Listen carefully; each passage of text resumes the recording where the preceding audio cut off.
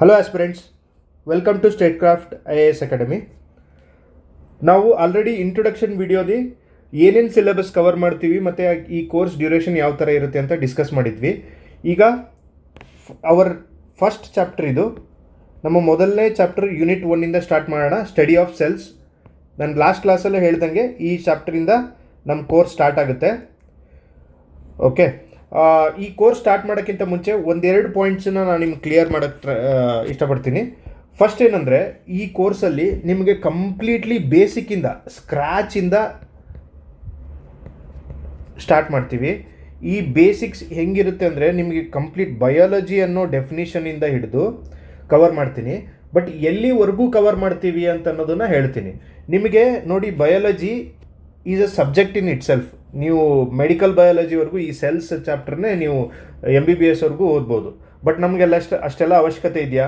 ನಮಗೆ ಎಷ್ಟು ಅವಶ್ಯಕತೆ ಇದೆ ಅಂದರೆ, ಪ್ರೀವಿಯಸ್ ಇಯರ್ ಕ್ವಶನ್ಸ್ ಆಫ್ ನಿಮಗೆ ಕೆ ಪಿ ಎಸ್ ಸಿ ಅಂದರೆ ಎಲ್ಲ ಬಂತು. KPSC ಅಂದರೆ ನಿಮಗೆ KAS ಇಂದ ಹಿಡಿದು PC ಎಕ್ಸಾಮ್ವರೆಗೂ ಎಲ್ಲ ಬಂತು. KEAದವ್ರು ನಡೆಸಿರುವಂಥ ಎಕ್ಸಾಮ್ಸ್ಗಳು ಬಂತು. ಈವನ್ UPSC ಇವ್ರು ನಡೆಸುವಂಥ civil services exam, CAPF exam ಮತ್ತು CDS ಎಕ್ಸಾಮ್ಗಳನ್ನ ಅಲ್ಲಿ ಬರುವಂಥ ಕ್ವಶನ್ಗಳನ್ನ ಸಾಲ್ವ್ ಮಾಡೋಕ್ಕೆ ಬಂದರೆ ನಮಗೆ ಈ ಕೋರ್ಸಿಂದ ಅವು ಕ್ವಶನ್ ಸಾಲ್ವ್ ಆದರೆ ನಮ್ಗೆ ಈ ಕೋರ್ಸ್ ಪರ್ಪಸ್ ಫುಲ್ಫಿಲ್ ಆಗುತ್ತೆ. ಸೊ ಅದಕ್ಕೋಸ್ಕರ ನಮ್ಮ ಟಾರ್ಗೆಟ್ ಏನಂದರೆ, ಪೂರ್ತಿ ಸ್ಕ್ರ್ಯಾಚಿಂದ ಹೇಳ್ಕೊಡ್ತೀವಿ.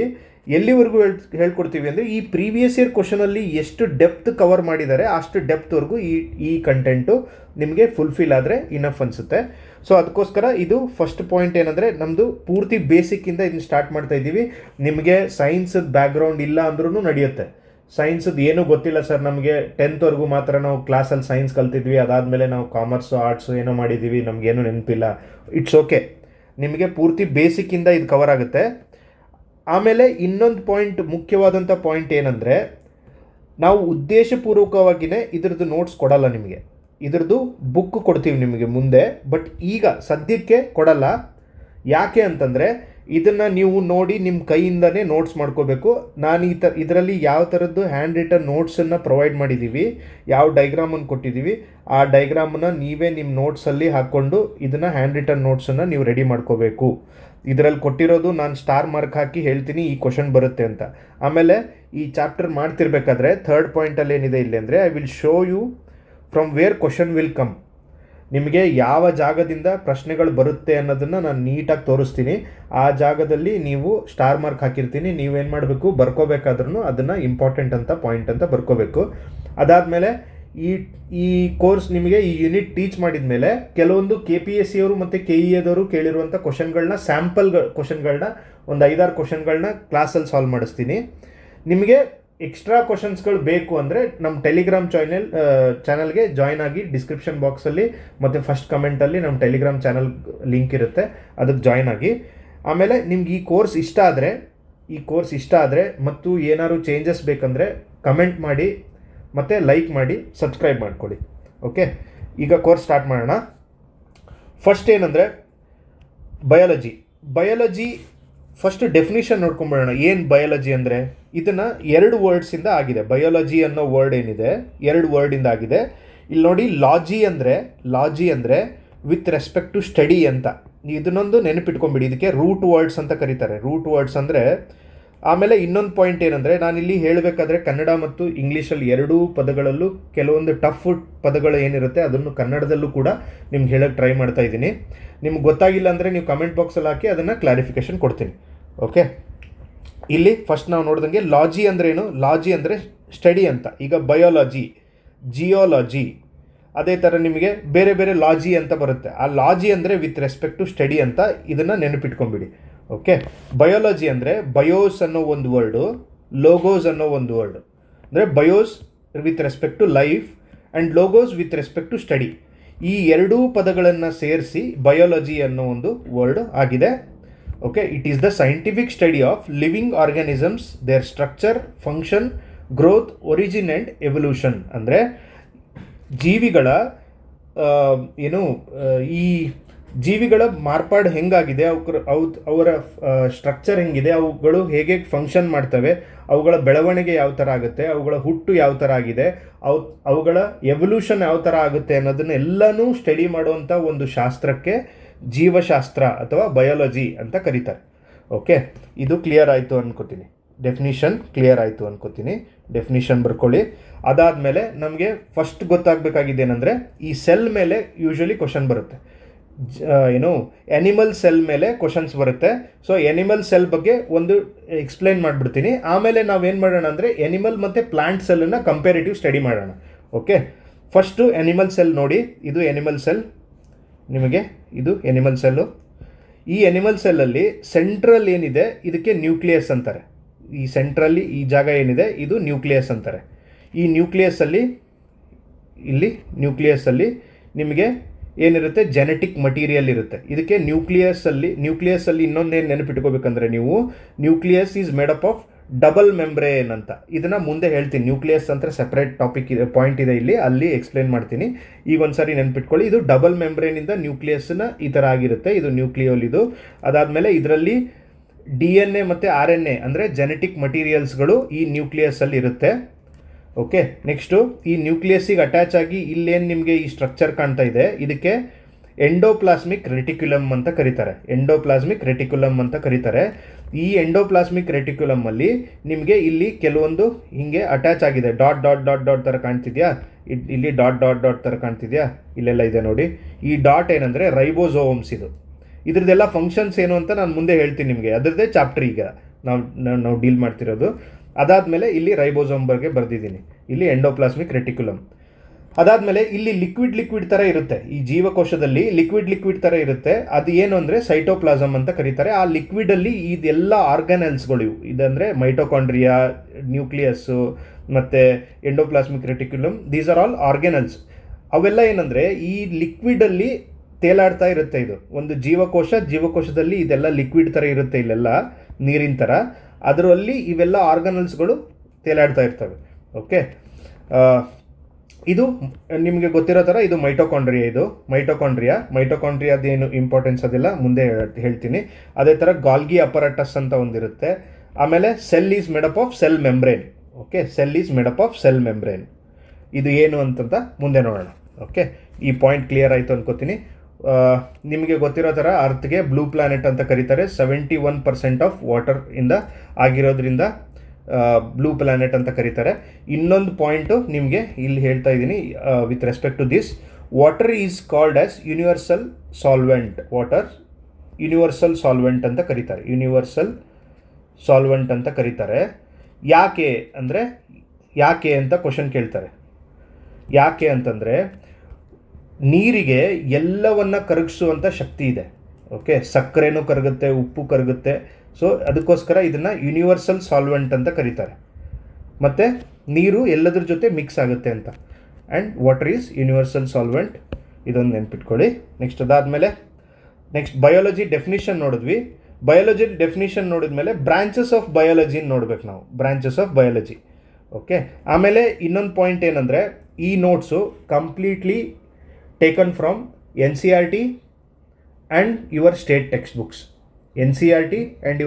textbooks.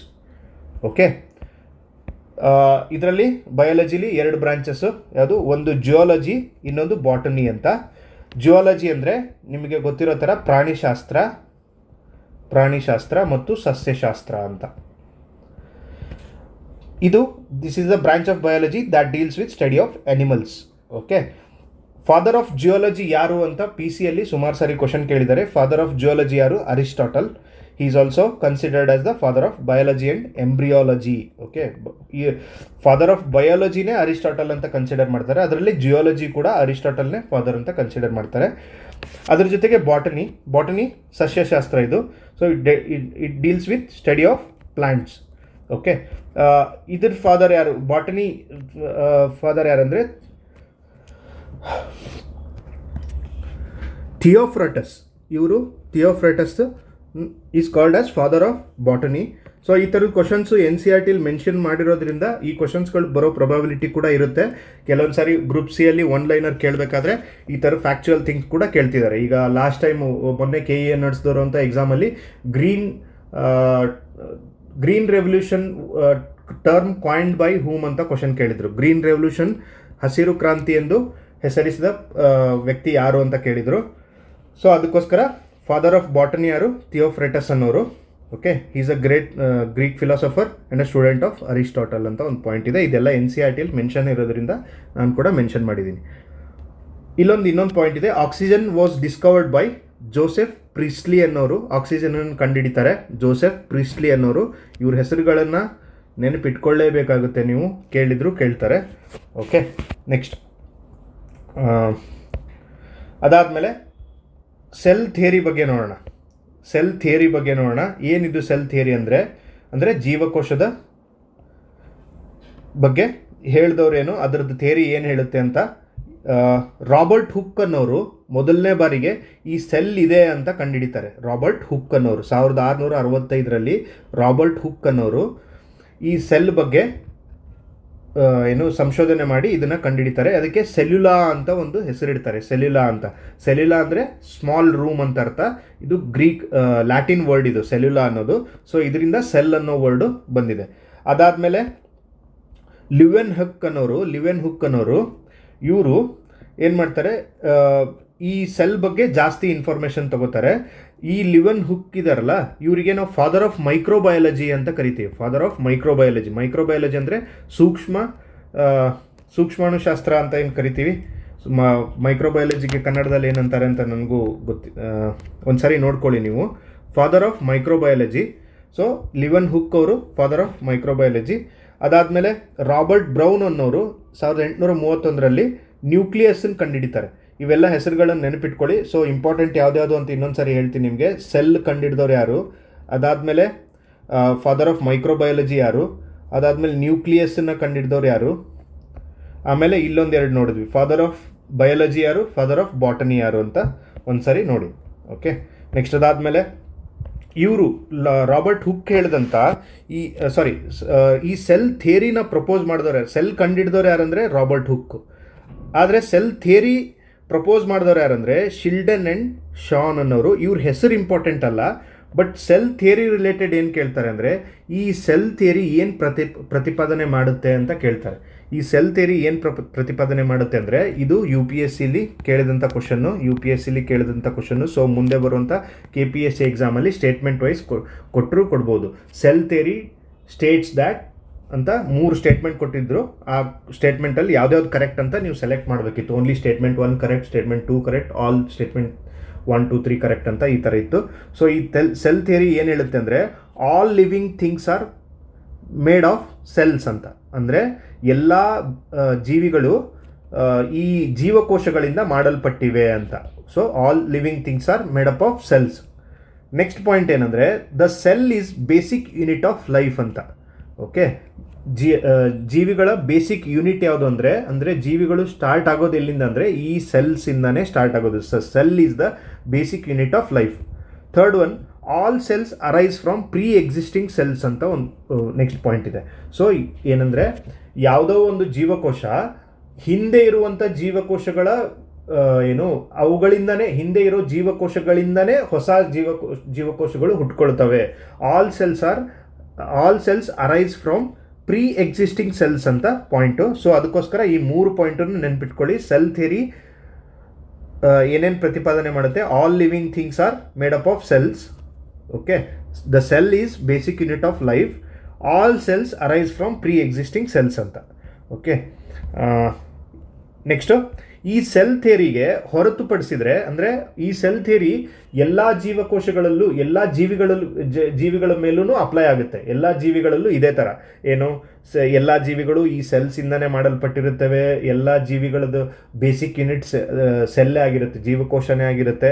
ಅದಾದಮೇಲೆ ಎಲ್ಲ ಜೀವಿಗಳಲ್ಲೂ ಹೆಂಗೆ ಅಂದರೆ ಹಳೆ ಜೀವಕೋಶ ಯಾವುದಿರುತ್ತೆ ಅದೇ ಡಿವೈಡ್ ಆಗಿ ಮುಂದೆ ಹೊಸ ಜೀವಕೋಶಗಳು ಹುಟ್ಕೊಳ್ತವೆ ಅಂತ.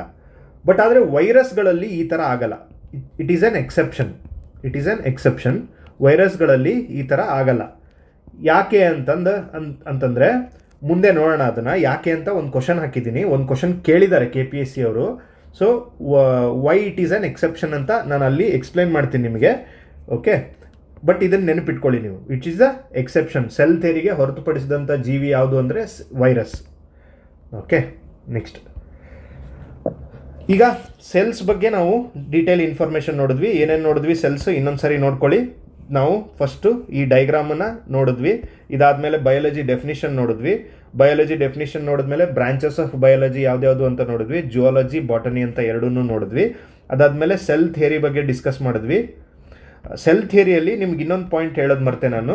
The study of cells is called as cytology ಅಂತ. ಬರೀ ಜೀವಕೋಶಗಳ ಬಗ್ಗೆ ಅಧ್ಯಯನ ಮಾಡೋದಕ್ಕೇನೆ ಸೈಟಾಲಜಿ ಅಂತ ಕರೀತಾರೆ. ಓಕೆ, ಇತ್ತೀಚೆಗೆ ಈ ಥರದ ಕ್ವಶನ್ಸ್ನ ಮ್ಯಾಚ್ ದ ಫಾಲೋಯಿಂಗಲ್ಲಿ ಕೇಳ್ತಾ ಇದ್ದಾರೆ. ಹೈಗ್ರೋಮೀಟರ್, ಎನಿಮೋಮೀಟರ್, ಬ್ಯಾರೋಮೀಟರ್, ಈ ಥರದ್ದನ್ನೆಲ್ಲ ಯಾವ್ದ್ಯಾವ್ದಕ್ಕೆ ಯೂಸ್ ಮಾಡ್ತಿದ್ದಾರೆ ಅಂತ ಕ್ವಶನ್ ಮ್ಯಾಚ್ ದ ಫಾಲೋಯಿಂಗಲ್ಲಿ ಕೊಟ್ಬಿಡ್ತಾರೆ. ಸೊ ಅದಕ್ಕೋಸ್ಕರ study of cells is called as cytology. Counting of cells ಅಂದರೆ ಎಷ್ಟು ಜೀವಕೋಶಗಳಿದ್ದೇವೆ ಅಂತ ಕೌಂಟ್ ಮಾಡೋದಕ್ಕೆ, ಮೆಜರ್ ಮಾಡೋದಕ್ಕೆ ಸೈಟೋಮೀಟರ್ನ ಯೂಸ್ ಮಾಡ್ತಾರೆ. ಸೊ ಅದಕ್ಕೋಸ್ಕರ ನೀವು ಸೈಟೋ ಅಂದರೆ ಸೆಲ್ ಅಂತ ನೆನ್ಪಿಟ್ಕೊಂಡ್ಬಿಡಿ. ಸೈಟೋ, CYTO ಅಂತಂದರೆ cell, it is related to cell ಅಂತ ನೆನ್ಪಿಟ್ಕೊಳ್ಳಿ. To study of cells is called cytology, counting of cells is cytometer ಅಂತ. ಓಕೆ, ನೆಕ್ಸ್ಟು ಈ ಸೆಲ್ ಥಿಯರಿ ಬಗ್ಗೆ ಡಿಸ್ಕಸ್ ಮಾಡಿದ್ವಿ, ವೈರಸ್ ಬಗ್ಗೆ ಡಿಸ್ಕಸ್ ಮಾಡಿದ್ವಿ. ನೆಕ್ಸ್ಟ್ ಏನು ನೋಡೋಣ ಅಂದರೆ, ಸೆಲ್ಲಲ್ಲಿ ಎರಡು ಥರ cells, prokaryotic cells and eukaryotic cells ಅಂತ ಇರುತ್ತೆ. ಪ್ರೋಕ್ಯಾರಿಯೋಟಿಕ್ ಸೆಲ್ಸ್ ಮತ್ತು ಯೂಕ್ಯಾರಿಯೋಟಿಕ್ ಸೆಲ್ಸ್ ಮೇಲೆ ಸುಮಾರು ಸಾರಿ ಎಕ್ಸಾಮಲ್ಲಿ ಕ್ವಶನ್ಸ್ ಬಂದಿದೆ. ಎಲ್ಲ ಎಕ್ಸಾಮಲ್ಲೂ ಕ್ವಶನ್ ಬಂದಿದೆ. ಈವನ್ UPSCಲಿ ಕೂಡ ಈ ಪ್ರೋಕ್ಯಾರಿಯೋಟಿಕ್, ಯೂಕ್ಯಾರಿಯೋಟಿಕ್ ಸೆಲ್ ಮೇಲೆ ಕ್ವಶನ್ ಬಂದಿದೆ. ತುಂಬ ಬೇಸಿಕ್ ಪಾಯಿಂಟ್ ಇದು. ಸೊ ಅದಕ್ಕೋಸ್ಕರ ಇದನ್ನು ಸ್ವಲ್ಪ ಲಕ್ಷ್ಯ ಕೊಟ್ಟು ಕೇಳಿ, ಇದು ತುಂಬ ಇಂಪಾರ್ಟೆಂಟ್. ಪ್ರೋಕ್ಯಾರಿಯೋಟಿಕ್ ಸೆಲ್ ಅಂದರೆ ನಿಮ್ಗೆ ಸಿಂಪಲ್ಲಾಗಿ ಫಸ್ಟಿಗೆ ಹೇಳ್ಬಿಡ್ತೀನಿ ಏನು ಅಂತ, ಆಮೇಲೆ ಮುಂದೆ ಡಿಸ್ಕಸ್ ಮಾಡೋಣ. ಪ್ರೋಕ್ಯಾರಿಯೋಟಿಕ್ ಅಂದರೆ ತುಂಬ ಬೇಸಿಕ್ ಆಗಿರೋದು ಅಂತ. ಬೇಸಿಕ್ ಅಂದರೆ ನಿಮಗೆ ಜೀವ ಸ್ಟಾರ್ಟ್ ಆಗುವಾಗ ಪ್ರೋಕ್ಯಾರಿಯೋಟಿಕ್ ಸೆಲ್ಸ್ ಇತ್ತು ಅಂತ. ಓಕೆ, ಅದೇನು ಅಂತ ಇಲ್ಲಿ ನೋಡೋಣ ಬೇಕಿದ್ರೆ. ಪ್ರೋಕ್ಯಾರಿಯೋಟಿಕ್ ಸೆಲ್ಸ್ಗೆ ಎಕ್ಸಾಂಪಲ್ಲು ಬ್ಯಾಕ್ಟೀರಿಯಾ ಮತ್ತು ಆರ್ಕಿಯಾ ಅಂತ. ಯೂಕ್ಯಾರಿಯೋಟಿಕ್ ಸೆಲ್ಸ್ ಅಂದರೆ ವೆಲ್ ಡೆವಲಪ್ಡ್ ಸೆಲ್ ಅಂತ ನೆನ್ಪಿಟ್ಕೊಳ್ಳಿ. ವೆಲ್ ಡೆವಲಪ್ಡ್ ಸೆಲ್ ಅಂತ ಅಂದರೆ, ಈ ಪ್ರೋಕ್ಯಾರಿಯೋಟ್ ಅಂದರೆ ತುಂಬ ಬೇಸಿಕ್, ಅದರಲ್ಲಿ ಏನು ಡೆವಲಪ್ಮೆಂಟೇ ಆಗಿಲ್ಲ, ಸುಮ್ಮನೆ ಜಸ್ಟ್ ಬೇಸಿಕ್ ಒಂದು ಲೈಫ್ ಇದೆ ಅಷ್ಟೇ ಅದರಲ್ಲಿ. ಬಟ್ ಯೂಕ್ಯಾರಿಯೋಟಿಕ್ ಸೆಲ್ಸಲ್ಲಿ ಏನಿರುತ್ತೆ, ಎಲ್ಲ ಆರ್ಗನಲ್ಸ್ ಇರುತ್ತೆ, ಎಲ್ಲ ನಿಮಗೆ ಫಂಕ್ಷನ್ಸ್ ಆಗ್ತಿರುತ್ತೆ. ಸೊ ಅಡ್ವಾನ್ಸ್ ಲೆವೆಲ್ ಸೆಲ್ಸ್ ಅಂತ ನೀವು ಅಷ್ಟು ಅನ್ಕೋಬೋದು ನೀವು. ಓಕೆ, ಬ್ಯಾಕ್ಟೀರಿಯಾಗಳಲ್ಲಿ ಪ್ರೋಕ್ಯಾರಿಯೋಟಿಕ್ ಸೆಲ್ಸ್ ಇರುತ್ತೆ. ಅದೇ ಥರ ನಿಮಗೆ ಪ್ರೊಟಿಸ್ಟ್ಸ್, ಫಂಗೈ, ಪ್ಲಾಂಟ್ಸ್, ಆ್ಯನಿಮಲ್ಸ್, ನಮ್ಮಲ್ಲೆಲ್ಲ ಇರೋದು ಸೆಲ್ಸ್ ಯಾವುದು ಅಂದರೆ ಯೂಕ್ಯಾರಿಯೋಟಿಕ್ ಸೆಲ್ಸ್ ಇದೆ ನಮಗೆ. ಓಕೆ, ಆ್ಯನಿಮಲ್ಸ್ಗೆ, ಪ್ಲಾಂಟ್ಸ್ಗೆ. Fungi is also an eukaryotic cells. Fungi contains eukaryotic cells. Okay, next ನಾನು ಹೇಳ್ದಂಗೆ ಪ್ರೋಕ್ಯಾರಿಯೋಟಿಕ್ ಸೆಲ್ಸ್ ತುಂಬ ಚಿಕ್ಕದಿರುತ್ತೆ, ಅದರಲ್ಲಿ ಆರ್ಗನಲ್ಸೇ ಇರಲ್ಲ ಜಾಸ್ತಿ. ಓಕೆ, ಯೂಕ್ಯಾರಿಯೋಟಿಕ್ ಸೆಲ್ಸ್ ಸ್ವಲ್ಪ ದೊಡ್ಡದಿರುತ್ತೆ compare to prokaryotic. Okay, next nucleoid region. ಇದರಲ್ಲಿ ಟ್ರೂ ನ್ಯೂಕ್ಲಿಯಸ್ ಇರೋದೇ ಇಲ್ಲ. ಪ್ರೋಕ್ಯಾರಿಯೋಟಿಕಲ್ಲಿ ನಾವಿಲ್ಲಿ ಮೇಲೆ ನೋಡಿದ್ವಲ್ಲ, ಈ ಥರ ನ್ಯೂಕ್ಲಿಯಸ್ ಏನು ಇದು ನ್ಯೂಕ್ಲಿಯಸ್ ಇದೆಯಲ್ಲ, ಈ ಥರ ನ್ಯೂಕ್ಲಿಯಸ್ ಇರೋದೇ ಇಲ್ಲ. ಇದರಲ್ಲಿ ಹೆಂಗಿರುತ್ತೆ ಅಂದರೆ, ಒಂದು ಈ ಥರ ಸೆಲ್ ಇರುತ್ತೆ, ಅದರಲ್ಲಿ ಎಲ್ಲ ಹಿಂಗೆ ಡಿಸ್ಪರ್ಸ್ ಆಗಿಬಿಡುತ್ತೆ, ಎಲ್ಲ ಕಡೆ ಸ್ಪ್ರೆಡ್ ಆಗಿಬಿಟ್ಟಿರುತ್ತೆ ಪ್ರೋಕ್ಯಾರಿಯೋಟಿಕ್ ಸೆಲ್ಲಲ್ಲಿ. ಅಷ್ಟೇ ಡಿಫ್ರೆನ್ಸ್. ಓಕೆ, ನ್ಯೂಕ್ಲಿಯಸ್ ಇರಲ್ಲ ಇದರಲ್ಲಿ ಟ್ರೂ ನ್ಯೂಕ್ಲಿಯಸ್ ಇರುತ್ತೆ. ಈಗ ಎನಿಮಲ್ ಸೆಲ್ಲಲ್ಲಿ ಕರೆಕ್ಟಾಗಿ ನ್ಯೂಕ್ಲಿಯಸ್ ಇರುತ್ತೆ, ನ್ಯೂಕ್ಲಿಯಸ್ ಸೆಲ್ ಮಟೀರಿಯಲ್ಸ್ ಇರುತ್ತೆ, ಅದರಲ್ಲಿ ಹಿಂಗೆ ಸೆಲ್ ಇರುತ್ತೆ, ಸೆಲ್ ಮೆಮ್ಬ್ರೇನ್ ಇರುತ್ತೆ, ಅದರಲ್ಲಿ ನಿಮಗೆ ಮೈಟೋಕಾಂಡ್ರಿಯಾ, ಗಾಲ್ಗಿ ಅಪರೇಟಸ್ಸು, ಆಮೇಲೆ ನಿಮಗೆ ಎಂಡೋಪ್ಲಾಸ್ಮಿಕ್ ರೆಟಿಕ್ಯುಲಮ್, ಈ ಥರದ್ದು ಎಲ್ಲ ಆರ್ಗನಲ್ಸ್ ಕೂಡ ಇರುತ್ತೆ. ಓಕೆ, ನೆಕ್ಸ್ಟು ಪ್ರೋಕ್ಯಾರಿಯೋಟಿಕ್ ಸೆಲ್ಸಲ್ಲಿ ಸರ್ಕ್ಯುಲರ್ DNA ಇರುತ್ತೆ. ಸರ್ಕ್ಯುಲರ್ ಅಂದರೆ ನಿಮಗೆ ಈ ಥರ DNA ಇರುತ್ತೆ. ಓಕೆ, ಹಿಂಗೆ ಅದು ಇದಾಗ್ಬಿಟ್ಟಿರುತ್ತೆ ಜೆನೆಟಿಕ್ ಮಟೀರಿಯಲ್ಲು. ಇದರಲ್ಲಿ ಲೀನಿಯರ್ DNA ಇರುತ್ತೆ. ಎಲ್ಲಿ ನಿಮಗೆ ವಿತ್ ಹಿಸ್ಟೋನ್ಸ್ ಇರುತ್ತೆ. ಹಿಸ್ಟೋನ್ಸ್ ಅಂದರೆ ಏನು ಗೊತ್ತಾ, ಇದೊಂದು ಪಾಯಿಂಟ್ ಇರುತ್ತೆ, ಇದು ಪಾಯಿಂಟ್ ಮೇಲೆ ಹಿಂಗೆ ಸ್ಪಿಂಡಲ್ ಶೇಪಲ್ಲಿ ನಿಮಗೆ ಜೆನೆಟಿಕ್ ಮಟೀರಿಯಲ್ಲು ಜನ್ರೇಟ್ ಆಗ್ತಾ ಹೋಗಿರುತ್ತೆ. So okay, linear DNA with histones eukaryotic ಸೆಲ್ಲಲ್ಲಿರುತ್ತೆ. ಪ್ರೋಕ್ಯಾರಿಯೋಟಿಕ್ ಸೆಲ್ಲಲ್ಲಿ ಸರ್ಕ್ಯುಲರ್ DNA ಇರುತ್ತೆ. ಅದೇ ಥರ ರೈಬೋಸೋಮು, ಇದರಲ್ಲಿ 70S ರೈಬೋಸೋಮ್ಸ್ ಇದೆ, ಇದರಲ್ಲಿ 80S ರೈಬೋಸೋಮ್ಸ್ ಇದೆ. ಆಮೇಲೆ ನಿಮಗೆ ಪ್ರೋಕ್ಯಾರಿಯೋಟಿಕಲ್ಲಿ ಮೈಟೋಕಾಂಡ್ರಿಯಾ ಇರಲ್ಲ, ಇದರಲ್ಲಿ ಇರುತ್ತೆ. ಆಮೇಲೆ ಪ್ರೋಕ್ಯಾರಿಯೋಟಿಕಲ್ಲಿ ಬೈನರಿ ಫಿಷನ್ ಆಗುತ್ತೆ, ಡಿವಿಷನ್. ಈಗ ಒಂದು ಸೆಲ್ಲು ಬೈನರಿ ಫಿಷನ್ ಎರಡಾಗಿ ಕನ್ವರ್ಟ್ ಆಗುತ್ತೆ ಇಲ್ಲಿ. ಬಟ್ ಇಲ್ಲಿ ಮೈಟೋಸಿಸ್ ಮಿಯೋಸಿಸ್ ಅಂತ ಎರಡು ಫಂಕ್ಷನ್ಸ್ ಆಗುತ್ತೆ. ಈ ಮೈಟೋಸಿಸ್ ಮಿಯೋಸಿಸ್ ಫಂಕ್ಷನ್ ಬಗ್ಗೆ ಮುಂದೆ ಡೀಟೇಲ್ ಆಗಿ ಇನ್ ಡೆಪ್ತ್ ಆಗಿ ನೋಡಬೇಕಾಗುತ್ತೆ ನಾವು. ಅದರಲ್ಲಿ ಮೈಟೋಸಿಸ್ ಮಿಯೋಸಿಸ್ ಫುಲ್ ಡೆಪ್ತ್ ಆಗಿ ನೋಡೋಣ. ಓಕೆ, ಇಷ್ಟು ಅರ್ಥ ಆಯಿತು ಅನ್ಕೋತೀನಿ. ಇದು ಏನೋ ಇನ್ನೊಂದ್ಸರಿ ನೋಡಿ. ಪ್ರೋಕ್ಯಾರಿಟಿಕ್ ಸೆಲ್ಲಲ್ಲಿ ಎಲ್ಲಿರುತ್ತೆ? ಬ್ಯಾಕ್ಟೀರಿಯಾ ಮತ್ತು ಆರ್ಕಿಯಾದಲ್ಲಿರುತ್ತೆ. ಯೂಕ್ಯಾರಿಟಿಕ್ ಸೆಲ್ ಪ್ರೊಟಿಸ್ಟ್, ಫಂಗೈ, ಪ್ಲಾಂಟ್ಸ್, ಎನಿಮಲ್ಸಲ್ಲಿರುತ್ತೆ. ಪ್ರೋಕ್ಯಾರಿಟಿಕ್ಸ್ ಏನೋ ಸ್ಮಾಲ್ ಇರುತ್ತೆ, ಇದರಲ್ಲಿ ಟ್ರೂ ನ್ಯೂಕ್ಲಿಯಸ್ ಇರಲ್ಲ, ಸರ್ಕ್ಯುಲರ್ DNA ಇರುತ್ತೆ ಪ್ರೋಕ್ಯಾರಿಟಿಕಲ್ಲಿ. ನೆಕ್ಸ್ಟ್ ಅದಾದಮೇಲೆ ಮೈಟೋಕಾಂಡ್ರಿಯಾ ಇರಲ್ಲ, ಬೈನರಿ ಫಿಷನ್ ಆಗುತ್ತೆ. ಇಷ್ಟು ಪಾಯಿಂಟ್ ನೆನ್ಪಿಟ್ಕೊಳ್ಳಿ. ಆಮೇಲೆ ಒಂದು ಕ್ಯೂರಿಯಾಸಿಟಿ ಪಾಯಿಂಟ್ ಹೇಳ್ತಾ ಇದ್ದೀನಿ.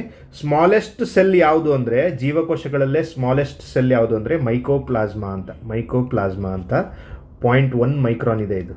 ಓಕೆ, ನೆಕ್ಸ್ಟ್ ಅದೇ ಥರ ಲಾರ್ಜೆಸ್ಟ್ ಸೆಲ್ ಯಾವುದು ಅಂದರೆ ಆಸ್ಟ್ರಿಚ್ ಅಂತ ಒಂದು ಪಕ್ಷಿ ಇದೆ ಗೊತ್ತಾ? ಆಸ್ಟ್ರಿಚ್ ಪಕ್ಷಿ, ಆ ಪಕ್ಷಿಯ ಎಗ್. ಓಕೆ, ಅದರ ಮೊಟ್ಟೆ ಲಾರ್ಜೆಸ್ಟ್ ಒಂದೇ ಸೆಲ್, ಅದು ಸಿಂಗಲ್ ಸೆಲ್ಲಿಂದ ಆಗಿರೋ ಮೊಟ್ಟೆ ಇದು. ಸೊ ಅದಕ್ಕೋಸ್ಕರ ಅದನ್ನು ಸಿಂಗಲ್ ಸೆಲ್ ಅಂತ ಕನ್ಸಿಡರ್ ಮಾಡ್ತಾರೆ. ಇದು ಆಲ್ಮೋಸ್ಟ್ ಹೆಂಗಿರುತ್ತೆ ಅಂದರೆ ಒಂದು ಫುಟ್ಬಾಲ್ ಗಾತ್ರಕ್ಕಿಂತ ದೊಡ್ಡದಿರುತ್ತೆ. Okay, ostrich egg. Okay, largest cell. ಅದೇ ಥರ ನನಗೆ ಕಮೆಂಟ್ ಬಾಕ್ಸಲ್ಲಿ ಕಮೆಂಟ್ ಮಾಡಿ smallest cell in human body ಯಾವುದು ಅಂತ. Smallest cell in human body, ಮನುಷ್ಯರ ದೇಹದಲ್ಲಿರುವಂಥ ಅತಿ ಚಿಕ್ಕವಾದಂಥ ಜೀವಕೋಶ ಯಾವುದು ಅಂತ ನೀವು ಗೂಗಲ್ ಸರ್ಚ್ ಆದರೂ ಮಾಡಿ, ಎಲ್ಲರೂ ನೋಡಿ ನನಗೆ ಕಮೆಂಟ್ ಬಾಕ್ಸಲ್ಲಿ ಕಮೆಂಟ್ ಮಾಡಿ. ಓಕೆ, ನೆಕ್ಸ್ಟ್ ಅದೇ ಥರ ಇದನ್ನು ಸೆಲ್ಲು, ಇಲ್ಲಿ ಒಂದು ಕಲರ್ ಇಮೇಜ್ ಇದೆ, ನಿಮಗೆ ಇನ್ನೊಂದು ಸ್ವಲ್ಪ ಕ್ಲಾರಿಟಿಗೋಸ್ಕರ ಇನ್ನೊಂದು ಆ್ಯಡ್ ಮಾಡಿದ್ದೀನಿ. ಸೊ ಗಾಲ್ಗಿ ಅಪರಟಸ್ ಈ ಥರ ಇರುತ್ತೆ. ರೈಬೋಸೋಮ್ಸ್ ನಾನು ಹೇಳ್ದಂಗೆ ಹಿಂಗೆ ಪಾಯಿಂಟ್ ಇರುತ್ತೆ ಅಂತ. ಸೊ ಇದು ರೈಬೋಸೋಮ್ಸು. ಅದಾದಮೇಲೆ ಲೈಸೋಸೋಮ್ಸ್ ಅಂತ ಇಲ್ಲಿದೆ. ಇದು ಎಂಡೋಪ್ಲಾಸ್ಮಿಕ್ ರೆಟಿಕ್ಯುಲಮ್. ಇದರಲ್ಲಿ ನಿಮಗೆ ಸ್ಮೂತ್ ಎಂಡೋಪ್ಲಾಸ್ಮಿಕ್ ರೆಟಿಕ್ಯುಲಮ್ ಮತ್ತು ರಫ್ ಎಂಡೋಪ್ಲಾಸ್ಮಿಕ್ ರೆಟಿಕ್ಯುಲಮ್ ಅಂತ ಬರುತ್ತೆ. ಸೊ ಅದು ಏನು ಅಂತ ಮುಂದೆ ನೋಡೋಣ. ಅದೇ ಥರ DNA, ಇದು ನ್ಯೂಕ್ಲಿಯಸ್ಸಲ್ಲಿ ಏನಿರುತ್ತೆ? ನ್ಯೂಕ್ಲಿಯಸ್ ಡಬಲ್ ಮೆಂಬ್ರೇನ್ ಇರುತ್ತೆ.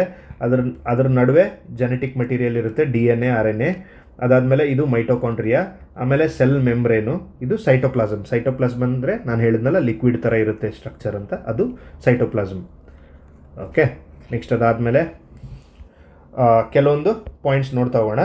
ಸೊ ನಾನು ಇನ್ನೂ ನಿಮಗೆ ಪ್ಲಾಂಟ್ ಸೆಲ್ಲನ್ನು ಎಕ್ಸ್ಪ್ಲೇನ್ ಮಾಡಿಲ್ಲ. ಅದು ಏನು ಅಂತ ಡಿಫ್ರೆನ್ಸು ನಿಮಗೆ let's do one thing. Plant cell ಕೂಡ ನೋಡ್ಕೊಂಡು ಬಂದುಬಿಡೋಣ ಬನ್ನಿ.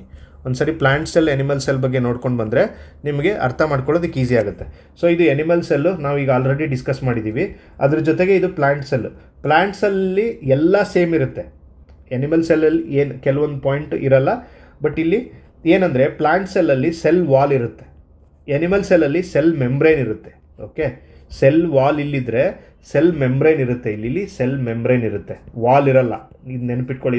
ಇದು UPSCಲಿ 2 ಸಾರಿ ಕ್ವಶನ್ ಕೇಳಿದ್ದಾರೆ ಇದನ್ನು ಸೇಮ್ ಟಾಪಿಕ್ ಮೇಲೆ. ಇಲ್ಲಿ ಎನಿಮಲ್ ಸೆಲ್ಲಲ್ಲಿ ಸೆಲ್ ಮೆಂಬ್ರೇನ್ ಇರುತ್ತೆ, ಪ್ಲಾಂಟ್ ಸೆಲ್ಲಲ್ಲಿ ಸೆಲ್ ವಾಲ್ ಇರುತ್ತೆ. ಆಮೇಲೆ ಪ್ಲಾಂಟ್ ಸೆಲ್ಲಲ್ಲಿ ಒಂದು ಲಾರ್ಜ್ ಸೆಂಟ್ರಲ್ ವ್ಯಾಕ್ಯೂಲ್ ಅಂತ ಒಂದಿರುತ್ತೆ, ವ್ಯಾಕ್ಯೂಲ್ ಅಂತ. ಓಕೆ, ಇಲ್ಲಿದೆ ನೋಡಿ, ಇದು ಒಂದು ವ್ಯಾಕ್ಯೂಲ್ ಇರುತ್ತೆ. ಇದು ಸ್ಟೋರೇಜಿಗೆ ಯೂಸ್ ಮಾಡ್ತಾರೆ. ಯಾಕೆ ಏನು ಅಂತ ಮೇಲೆ ನಾನು ನಿಮ್ಗೆ ಎಕ್ಸ್ಪ್ಲೈನ್ ಮಾಡ್ತೀನಿ. ಆಮೇಲೆ ಪ್ಲಾಂಟ್ ಸೆಲ್ಲಲ್ಲಿ ನಿಮ್ಗೆ ಗೊತ್ತಿರೋ ಥರ ಕ್ಲೋರೋಪ್ಲಾಸ್ಟ್ ಇರುತ್ತೆ. ಕ್ಲೋರೋಪ್ಲಾಸ್ಟ್ ಯಾವುದಕ್ಕೆ ಯೂಸ್ ಮಾಡುತ್ತೆ ಕಮೆಂಟಲ್ಲಿ ಹಾಕಿ ನೀವು.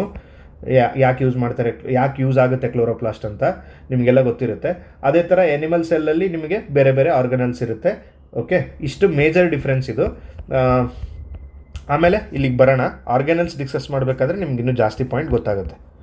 ಓಕೆ, ನೆಕ್ಸ್ಟು ಇಲ್ಲಿ ನೋಡಿ ಸೆಲ್ ಬಾಂಡ್ರಿ ಬಗ್ಗೆ ಡಿಸ್ಕಸ್ ಮಾಡೋಣ. ಪ್ಲಾಂಟ್ ಸೆಲ್ಲಲ್ಲಿ ಬಾಂಡ್ರಿ ಯಾವುದು ಅಂದರೆ ಸೆಲ್ ವಾಲ್, ನಾನು ಆಗಲೇ ಹೇಳಿದ್ನಲ್ಲ ಸೆಲ್ ವಾಲು. ಅದೇ ಥರ ಎನಿಮಲಲ್ಲಿ ಸೆಲ್ ಮೆಂಬ್ರೇನ್ ಇರುತ್ತೆ. ಎನಿಮಲ್ ಸೆಲ್ಸಲ್ಲಿ ಇದು ಸೆಲ್ ಮೆಂಬ್ರೇನು. ಇದು ಸೆಲ್ ಮೆಂಬ್ರೇನ್ ಮೇಲೆ ಸೆಲ್ ವಾಲ್ ಇರುತ್ತೆ. ಈಗ ಈ ಥರ ಒಂದು ಸೆಲ್ ಮೆಂಬ್ರೇನ್ ಇರುತ್ತೆ, ಅದ್ರ ಮೇಲೆ ಥಿಕ್ಕಾಗಿ ಸೆಲ್ ವಾಲ್ ಇರುತ್ತೆ ಪ್ಲಾಂಟಲ್ಲಿ ಕೂಡ ಸೆಲ್ ಮೆಂಬ್ರೇನ್ ಇರುತ್ತೆ. ಪ್ಲಾಂಟಲ್ಲಿ ಕೂಡ ಇದು ಎನಿಮಲ್ ಮತ್ತು ಪ್ಲಾಂಟ್ ಎರಡರಲ್ಲೂ ಇರುತ್ತೆ ಸೆಲ್ ಮೆಂಬ್ರೇನು. ಸೆಲ್ ಮೆಂಬ್ರೇನ್ ಜೊತೆಗೆ ಸೆಲ್ ವಾಲು ಪ್ಲಾಂಟಲ್ಲಿ ಇರುತ್ತೆ. ಓಕೆ, ಈ ಪಾಯಿಂಟ್ ನೆನಪಿಟ್ಕೊಳ್ಳಿ. ಕನ್ಫ್ಯೂಸಿಂಗ್ ಇದೆ ಬಟ್ ನೆನಪಿಟ್ಕೊಳ್ಳಿ. ಈ ಸೆಲ್ ವಾಲ್ ಏನು ಮಾಡುತ್ತೆ ಅಂದರೆ ಪ್ಲಾಂಟ್ಗೆ ರಿಜಿಡಿಟಿ ಕೊಡುತ್ತೆ. ಸಸ್ಯಗಳಿಗೆ ಒಂದು ರಿಜಿಡ್ ಅಂದರೆ ಒಂದು ಕಡೆ ಸ್ಟೇಬಲ್ ಆಗಿ ಗಟ್ಟಿಯಾಗಿ ಇರುವಂಗೆ ಮಾಡುತ್ತೆ ಇದು cell Vaalu. Made up of cellulose ಅನ್ನೋ ಒಂದು ಟಿಶ್ಯೂಯಿಂದ ಇದು ಸೆಲ್ ವಾಲು ರೆಡಿ ಆಗಿರುತ್ತೆ. ಓಕೆ, ಫ್ರೀಲಿ ಪರ್ಮಿಯಬಲ್ ಇದು, ಅಂದರೆ ಇದ್ರ ಒಳಗಡೆ ನೀವು ನೀರು ಹಾಕಿದರೆ ಅದೆಲ್ಲ ಒಳಗಡೆ ಕಳಿಸುತ್ತೆ. ಪರ್ಮಿಯಬಲ್ ಅಂದರೆ it allows. Okay, it provides shape and protection. Okay, cell wall. ಅದೇ ಥರ ನಿಮಗೆ ಸೆಲ್ ಮೆಂಬ್ರೇನ್ ಅಂದರೆ ಇಲ್ಲಿದೆಯಲ್ಲ, ಇದು ಸೆಲ್ ಮೆಂಬ್ರೇನು, ಇಲ್ಲಿದೆಯಲ್ಲ ಇದೆಲ್ಲ ಸೆಲ್ ಮೆಂಬ್ರೇನ್. ಇದು ಸೆಲ್ ಮೆಂಬ್ರೇನ್ ಏನಂದರೆ ಇದನ್ನು ಕೇಳಿದ್ದಾರೆ question. Cell membrane of animal cells made up of which bilayer ಅಂತ ಕೇಳಿದ್ದಾರೆ. ಸೊ ಫಾಸ್ಫೋಲಿಪಿಡ್ ಬೈಲೇಯರ್ ಇದು, ಫಾಸ್ಫೋಲಿಪಿಡ್ ಬೈಲೇಯರ್. ಓಕೆ, ಇದನ್ನ ನೆನ್ಪಿಟ್ಕೊಳ್ಳಿ. ಫಾಸ್ಫೋಲಿಪಿಡ್ ಅನ್ನೋ ಒಂದು ಕೆಮಿಕಲಿಂದ ಆಗಿರೋ ಲೇಯರ್ ಇದು. ಇದು ಸೆಮಿ ಪರ್ಮಿಯೇಬಲ್ ಇರುತ್ತೆ. ಸೆಮಿ ಪರ್ಮಿಯೇಬಲ್ ಅಂದರೆ ನಿಮಗೆ ಇಲ್ಲಿ ನೋಡಿ, ಇದು ಫಾಸ್ಫೋಲಿಪಿಡ್ ಇದು ಏನು ನಿಮಗೆ ಸೆಲ್ ಮೆಂಬ್ರೇನಲ್ಲಿ ಹೊರಗಡೆ ಹಿಂಗಿರುತ್ತೆ ಸ್ಟ್ರಕ್ಚರು.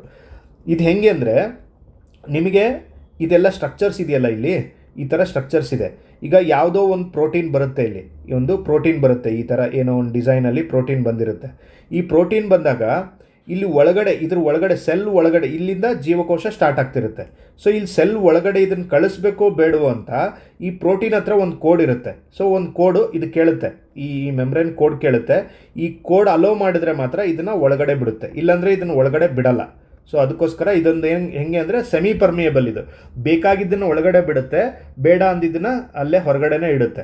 ಓಕೆ, ಪ್ರೋಟೀನ್ ಚಾನಲ್ ಇರುತ್ತೆ ಒಂದು. ಈ ಸೆಲ್ ಮೆಂಬ್ರೇನಿಗೆ gatekeeper of the cell ಅಂತಾರೆ. ಅದಕ್ಕೆ ಯಾಕೆ ಅಂದರೆ ನಿಮಗೆ ಎಲ್ಲನೂ ಒಳಗಡೆ ಬಿಡಲ್ಲ. ಅದು ನೀವು ಯಾವುದು ಕೋಡ್ ಇರುತ್ತೆ ಅದನ್ನು ಮಾತ್ರ ಒಳಗಡೆ ಬಿಡುತ್ತೆ, ಇಲ್ಲ ಉಳಿದಿದ್ದನ್ನ ಹೊರಗಡೆ ಹಾಕುತ್ತೆ. Okay, gatekeeper of the cell ಯಾವುದು? Cell membrane. ಇದು ಯಾವುದು? ಫಾಸ್ಫೋಲಿಪಿಡ್ ಬೈಲೇಯರ್ ಅಂತ. ಇದು protein channel. Okay, next it is cell membrane is described by fluid mosaic model ಅಂತ. ಇದೊಂದು ಮಾಡೆಲ್ಲೇ ಇದೆ. ಇದು ನಿಮಗೆ ಎಕ್ಸ್ಪ್ಲೇನ್ ಮಾಡ್ಬೋದು, ಬಟ್ ಇದು ನಿಮಗೆ ಅವಶ್ಯಕತೆ ಇಲ್ಲ. ಫ್ಲೂಯಿಡ್ ಮೊಸೈಕ್ ಮಾಡೆಲ್ನ 12th ಸ್ಟ್ಯಾಂಡರ್ಡಲ್ಲಿ ಕಂಪ್ಲೀಟಾಗಿ ಮೊಸೈಕ್ ಮಾಡೆಲ್ ಬಗ್ಗೆನೇ ಎಕ್ಸ್ಪ್ಲೇನ್ ಮಾಡಿದ್ದಾರೆ. It is not required for you. So ನೀವು fluid mosaic model is related to cell membrane ಅಂತ ನೆನ್ಪಿಟ್ಕೊಳ್ಳಿ. Fluid mosaic model related to cell membrane ಅಂತ ನೆನ್ಪಿಟ್ಕೊಳ್ಳಿ, ಅಷ್ಟೇ ಸಾಕು ನಿಮಗೆ. ಓಕೆ, ನೋಡಿ, ನಾನು ಇದರಲ್ಲಿ ಯಾವ ಪಾಯಿಂಟೂ ನಿಮ್ಗೆ ಮಿಸ್ ಮಾಡ್ತಾ ಇಲ್ಲ.